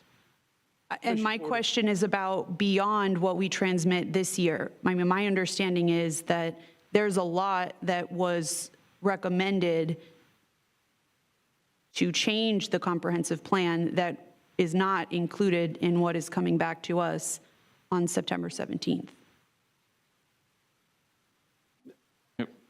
Mr. Mayor and Commissioners, we're open to any changes. We're not aware of any changes that would be pending. Right. I think everything that would have been discussed, agreed upon, action by the commission would be encapsulated by the transmittal. If there's future conversation, other areas of exploration, obviously we'll take direction from the City Commission. But in this case, the transmittal, the pending transmittal would have everything that had been agreed upon and discussed so far. Yeah, no, Commissioner Porter, it's got everything that we were considering. So this is why it would be great, Mr. City Manager, if you just answered your emails, because I sent this to you. Do you think that's funny? Because I sent this exact question a week and a half ago. I wasn't here at our last meeting. I had COVID. And I asked, what exactly? I wasn't at the meeting Mr. Mayor was at with the neighborhoods. So as far as I know, none of us were. We couldn't be in conflict. I know. Okay. But I need to know this. But you asked at the last meeting what was the process, and we explained while you were participating telephonically that everything was coming back at the September 17th meeting. In fact, we agreed to skip this meeting to bring it back at the September 17th meeting to give everybody the opportunity to take a look and look at it. Am I not allowed to ask questions of the city manager via email outside of a meeting? Sure, you can ask a question, but we addressed and answered your question at the last meeting. And I had a follow-up question because I was confused. Even at the meeting, I asked a follow-up question. Is that allowed? Am I allowed to be confused and ask for clarification? It also, yes, Commissioner Porter, you can ask follow-up questions. Okay. Absolutely. Okay, thank you. So clearly I was confused. I attempted to ask a follow-up question, not only at the meeting, but then via email. There was no response from the city manager. And in my briefing, which the city manager will not attend, I asked the staff who were there, who were incredibly helpful, for clarity on what was coming back to us, and I misunderstood. And I'm still frankly confused. I don't understand how, with Senate Bill 180, we can move forward with everything as proposed, with just one meeting that the mayor had. I don't know how we go from, we're going to take a year to hear your concerns, neighborhoods, to the mayor having one meeting, and then that's the end of it, and we move forward. Yeah, it's quite simple, Commissioner Porter, and I'll be more than happy to explain it to you again. Sure, go ahead. Because in June, when we met, When I made the motion postpone, I told the neighborhood presidents that I would like to get together with them. Just like you can call a meeting with the neighborhood presidents, any one of us could. But I said that I'd be more than happy to. I worked with staff over the entire summer and said, hey, let's just strip this all out. Let's leave the neighborhoods alone. And they were like, fine, okay. So we pulled the neighborhood presidents together. I said, is this the appropriate action for us to take? And they loved it. Not a single neighborhood that was present. And I'm looking at my friends that were here with me already. We probably had 40 or 50 individuals in the room. And the whole meeting took 20, 25 minutes. They thought it was fantastic. They said they'd be here to help support it move through. Because in regards to Senate Bill 180, any proposed change to the neighborhood, except for to bring the non-conforming properties into a conforming posture, which they supported, does not run afoul of Senate Bill 180. It takes care of the Senate Bill 180 issue. We addressed this at the last meeting, and it will come back at September 17th. Great. Commissioner Matlow. I'm not done. Okay, I'm sorry. I thought you were. Are you on point? Thank you. I would also like to make a motion that an item come back to us with consideration to remove the religious exemption from the fire protection assessment. There's a motion on the table. Is there a second? Fails for lack of second. Commissioner Porter, you have the floor. Thank you. And finally, I would like to make a motion. Let me just pull something up. Well, I won't pull it up. I would like to make a motion, since the resolution was shared with all of us, that we pass a resolution condemning the hateful rhetoric targeting immigrants. Motion on the table. Is there a second? Second. Okay, there's a motion on the table. I am respectfully not going to support your motion. All those in favor of the motion signify by saying aye. Would you mind, what part of condemning hateful rhetoric towards immigrants do you disagree with? Yeah, no, I've stated my position from the dais as the mayor. I did at the meeting today. I don't feel the need to reiterate in your motion and in a proclamation. I'm comfortable with my statements that I have made here, and I'm not going to go down this rabbit hole. Okay, thank you. All those in favor of the motion on the table signify by saying aye. Aye. All those opposed? Aye. Motion fails 3-2 with the mayor, Mayor Pro Tem, Commissioner Richardson voting in opposition, Commissioner Matlow, Commissioner Porter in support. Commissioner Porter, you have the floor. Thank you. That's all for me. Commissioner Matlow. Thank you, Mr. Mayor.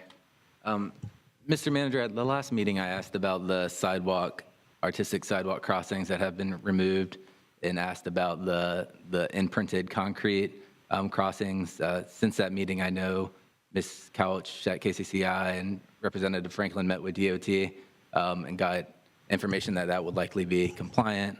I spoke with the District Secretary, Mr. Tim Smith, this week, and he agreed and would like to be helpful in that matter. And has there been have we reached out or looked at being able to replace those intersections with that imprinted concrete? Mr. Mayor, Commissioner, we are still looking at that.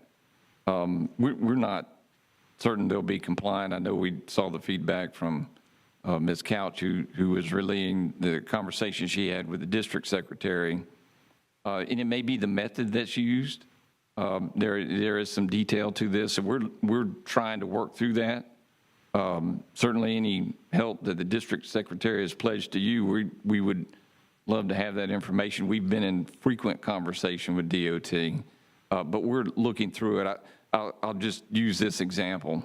The method that we're using for what appears to be like a faux brick crosswalk is a paveway method. It's not actually imprinted into the asphalt itself. It's a substance maybe half-inch thick that actually is poured into a form. It's on the roadway. It has a certain friction coefficient that meets the state standards. That does wear over time. So we're looking at that particular process to see if it works and analyzing the cost and those kind of things. And so we're still working through that, and we've not reached a conclusion on that yet, to whether it's compliant, the appropriateness of where it's put. What we do know is it needs to be adhered to relatively new asphalt. That is a condition. Applying it to old asphalt is not viable. And so staff is actively working through all of those details. They've made a lot of progress. I think they've learned a lot of good information, but we're not at a point of conclusion yet on that. Okay. Will you be able to contact FDOT before our next meeting and just We've contacted them today. I'll contact them again tomorrow and ask what any kind of assistance they've offered. In fact, that was the nature of the contact today, that we've heard that they've offered assistance elsewhere. We were told today that's not the case. And so we'll continue to pursue it. Okay, thank you. Commissioner Matlow, on point. On point. Thank Commissioner you. Porter, you're recognized. Thank you, Mr. Mayor. I just wanted to bring to the attention of Mr. City Manager, I forwarded you an email that I received with the dated August 25th, 2025, the crosswalk treatments and approved treatments, and the textured pavement is on there. So I just wanted to let you know that I forwarded that to you in case you hadn't seen it. That's all. Also, On point. Mayor Pro Tem. Mr. City Manager, I hope the assistance that DOT is providing is financial, because we know this must cost. And so we need to know I what don't that believe would that's be. going to be the case, but yes, ma'am, that's what we're asking. So- But I don't get the impression, actually, it's stronger than that. It's not an impression. I don't believe that's going to be the case, but we're asking, and we're trying to get clarity. Of course, we want to move methodically through this because we realize that resources were spent on the crosswalks that were just removed, that were viable at one point and no longer were. And so we're in very frequent conversation and engagement. We're in the district that's managed out of Chipley, Florida, Right. but clearly we're the largest municipality and probably have, much of the volume. So we're working very, very closely with them to make sure that whatever we do is appropriate, it's allowed, not just our interpretation. And so we're actively working on that. Okay, and I wanted to point out that we just passed a budget short of what we've had in the past, so we would definitely need help if we are to do this, because there is a cost associated with everything that we do. That's right. And so if we don't have budget to do it, then I can't support it. Yeah. Absolutely. Commissioner Richardson. Thank you, Mr. Mayor. And I agree with the Mayor Pro Tem. And we just wanted to ask, are other communities seeking where they've had to remove the sidewalk or walkway crosswalks? Are they seeking any kind of financial assistance? Because I can't imagine that FDOT, if all of the communities that have been impacted by this are requesting resources, financial resources, that they're going to be able to provide that kind of assistance. Mr. Mayor? Sure. May I comment on that? Commissioner, I think that is the crux of the issue. Okay. And of course, I think we all know this is a statewide issue. And DOT is very cognizant of what they do for one probably needs to be done for all. Keep in mind, there's lots of small communities that this impacted. So those are the questions they're fielding. I think they're trying to methodically, and we're at the district level. We're talking to our district secretary, of course. This is happening throughout Florida at the various districts. They're communicating internally. I think that's safe to say. The feedback we're getting confirms that. And so they're trying to formulate their response and approach in terms of the request and the financial assistance or physical assistance and work being done. And so I feel very confident we have the latest and greatest information that they can give us. Thank you, Mr. Mayor. Sure. Commissioner Mallow, you have the floor. Thank you, Mr. Mayor. Wanted to flag a couple things. The news today showed that Surgeon General Ladapo is saying Florida should go into a direction to eliminate the requirement for childhood vaccinations. As we know, over the last 50 years, childhood vaccinations have saved at least 150 million lives, and I think that's ill-advised. I bring this up today because I know that there's ongoing conversations about a state acquisition of our community hospital. Last week, the FSU Dean of Medicine presented at a NEBA panel and stated, as part of this ongoing conversation. She's also meeting directly with Surgeon General Latipo and Ron DeSantis, Governor Ron DeSantis. I just wanted to highlight that fact because I'm very, very wary of turning over our community medical facilities in the political environment we're facing, which is unprecedented, to talk about eliminating childhood vaccinations. A third, back to the comp plan conversation, and I agree with Commissioner Porter's comments. While we agreed to move forward and bring this back for transmittal at the next meeting, Commissioner Porter asked telephonically what would be the process going forward for additional changes, and it was stated that it was an ongoing process and we would be able to take up new issues next year. So I think the question is, what is the staff process to have community engagement for a process to look at additional changes to the land use element and other elements in our comprehensive plan with the expectation that we bring back adoption next year for additional changes. I just want to put that on the record. As far as for this one, I did have a question, and I've been getting a lot of concern about the future of data centers. We're seeing this across the country and the impacts that they have on communities, water, environmentally, the power generation. I mean, they're really just a drain on communities at large, and they take up a lot of space and don't really provide all that much value while draining precious resources. So I just wanted to know where in the future land use map data centers are allowed, and which category that would be, if they are. Can we answer that today? Mr. White, under the current and let's say and proposed comprehensive plan amendments, what land use category would data centers be included under? So under the current comprehensive plan that we have adopted now, I believe that there would be a couple different ones potentially. If there was like a partnership with the local government that would have to be approved by the city commission, I believe it could be government operational, something like the solar facility out at the airport or something like that. It could be kind of more of an activity center, sort of like the Amazon warehouse's distribution facility is activity center. One of the things that we would need to work with, though, and kind of the conversation is really more about the land development code than the comprehensive plan, is which zoning districts it would be allowed in. And that's something that we would be working with growth management on. Both now, we would have to look at that, and they would make the final determination on what is allowed for each zoning district. But as we go through the process, once the comp plan is updated with a new future land use map, that gets implemented through zoning, and we'll need to update the land development code subsequent to this. And that's really when this conversation would be had, is kind of looking at the zoning districts and which zoning districts, because it's kind of hard to say with land use category, because not every zoning district that implements any specific land use category would allow data centers. It would be very specific ones. But what we're proposing, it would most likely be in certain zoning districts that implement the institutional uses or a special district, really kind of depending on the size and the scale of it.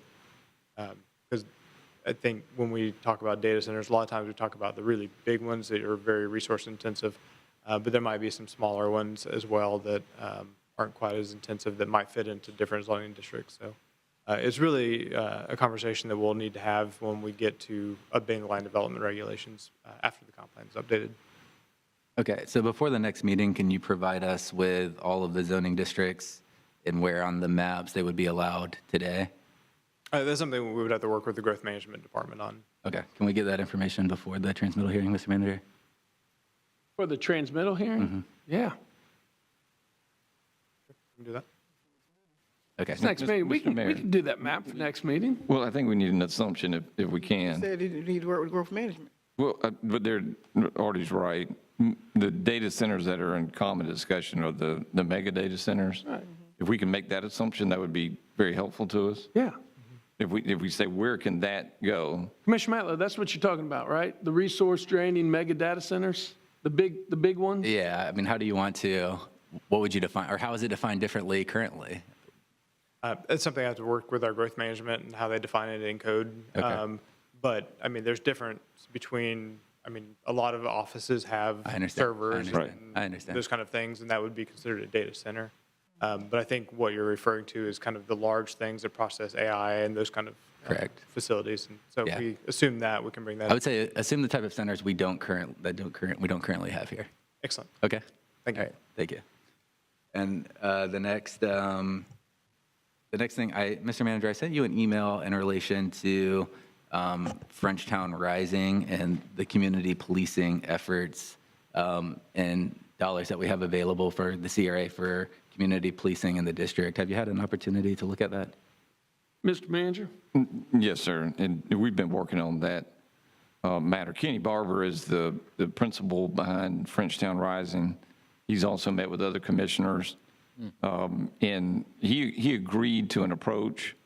Ashley Edwards, our Director of Parks and Recreation, was in contact with him yesterday, and the approach was that the organization, the event itself, has a past due balance owed to the city of approximately $15,000 from last year's events.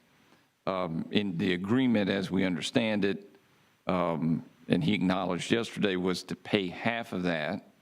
The expectation was by today. It may have happened, I don't know. And then the balance of it would be paid through some payment arrangement billed in the invoices that he would receive for the future events in Frenchtown Rising. And that would enable us to receive his application for special events, begin to organize the efforts that the city provides like we would have last year. And so that's the status of it. And he's aware of it. Parks and Recreation staff that would do the permitting is aware of it. And I'm waiting to hear the outcome.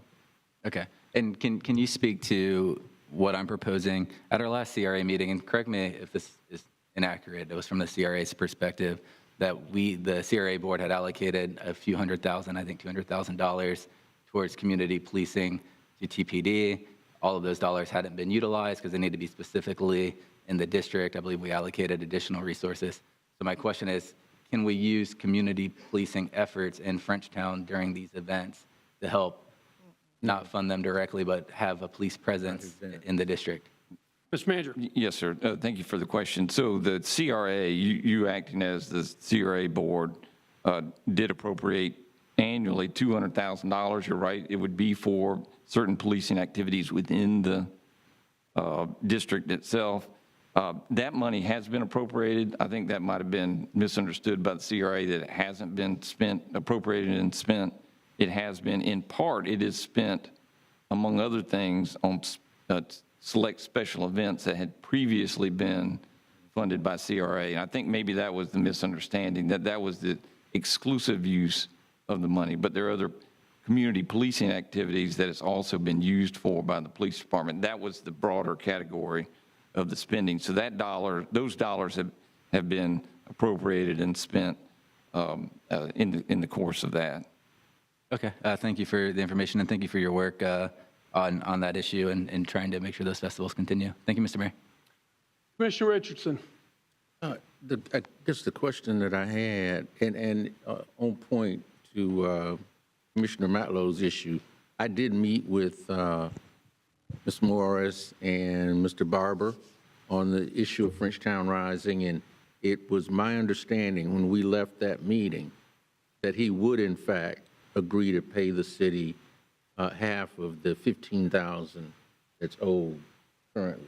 I didn't get a deadline, I did. but that was the agreement that I understand when I left that meeting. So I expect that if the city is going to be assisting in any way, then that $7,500 would need to be paid before any additional funds are awarded by the city.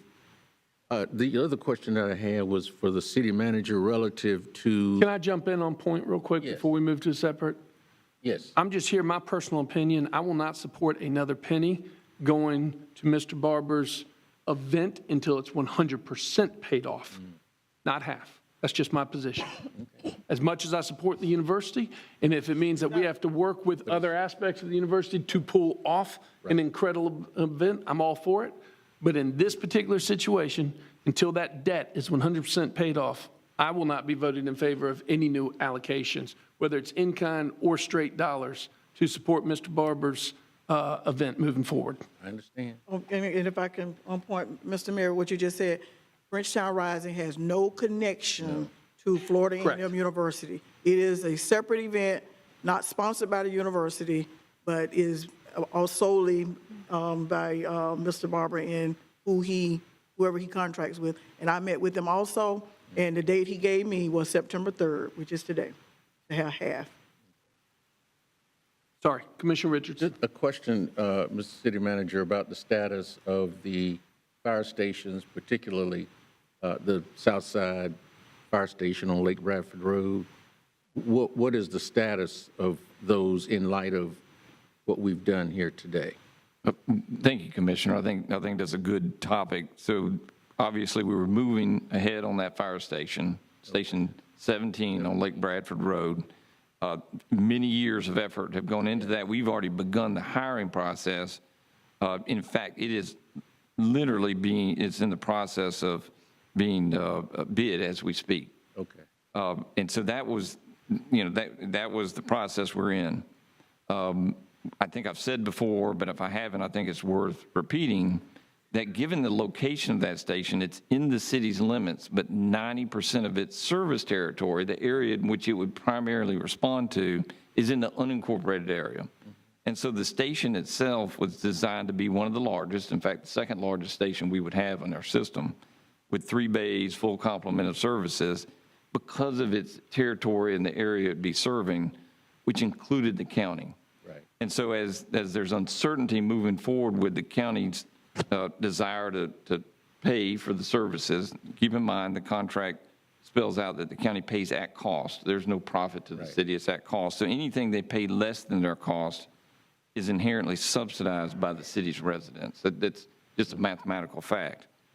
We understand that the station has been designed to incorporate service to the county. So we have paused that. The rates that you have adopted via resolution today do not contemplate the construction of the station.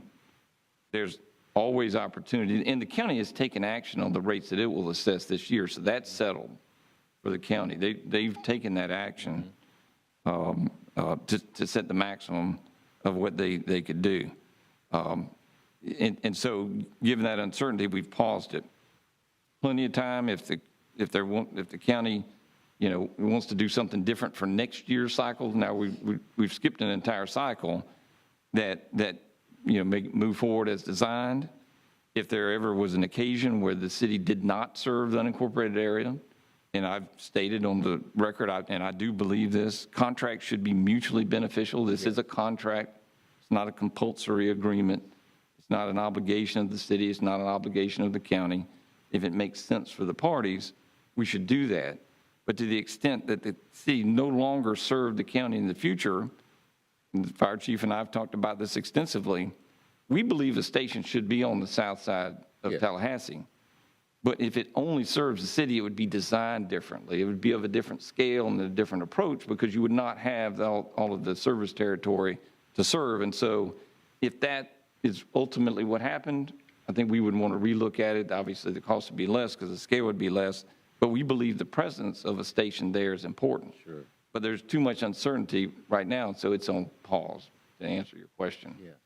And I would just say, Mr. Mayor, members of the commission, I am extremely disappointed to hear that, extremely. Because when I came to this commission in 2014, one of the things that we heard in the report on fire services was that that area had more calls for services and longer response times than any other. And so for me now to have to go back, because I had been spreading the good news, Chief, about what we were planning to do, have to go back and tell the folk in that area that we're going to have to postpone this yet again, it's very disappointing. And so those people that are against getting that done, I hope you're ready to explain to the public, especially the citizens in that zone, why we're having to again delay the start of planning and construction for that fire station. Thank you, Mr. Mayor. That's all I had. All right, Mayor Pro Tem. Thank you, Mr. Mayor. Just a couple of things. Tomorrow, we are doing a groundbreaking for the grocery store in Griffin Heights. You all know this has been a long time coming. We're still continuing on our mission to dispel the to try to get grocery stores in places. And where we can't, we're also opening fresh the farmers market. So the farmers market on the south side over at Walker Ford Community Center, or on T-Pain Lane. I like saying that, T-Pain Lane. Will be open on September 4th, September 18th, October 9th, October 23rd, November 6th, November 20th, December 4th, and December 11th. I know there's been a lot of conversation about making sure we don't have a food desert on the south side. Well, here we are. We got farmers who are bringing in fresh produce. And if you missed any of those, you can go to our website, and there's a YouTube video out there that let you know about these dates. And we encourage you to tell everybody to go and do that. So the email I received said to ensure fresh food options are available to as many residents as possible. SNAP benefits and EBT cards are accepted. So I encourage you to go out and do that. And also join us, if you can, on tomorrow. I believe it's at 10 a.m. For the groundbreaking for the grocery store in Griffin Heights. It's been a long time coming, but we're finally almost there. And I think that's it, Mr. Mayor. Just want to share some great news. We're doing it. We're on our mission. And it's part of their neighborhood first. It's a part of the neighborhood first. Yeah. Plan. Great. Stand adjourned.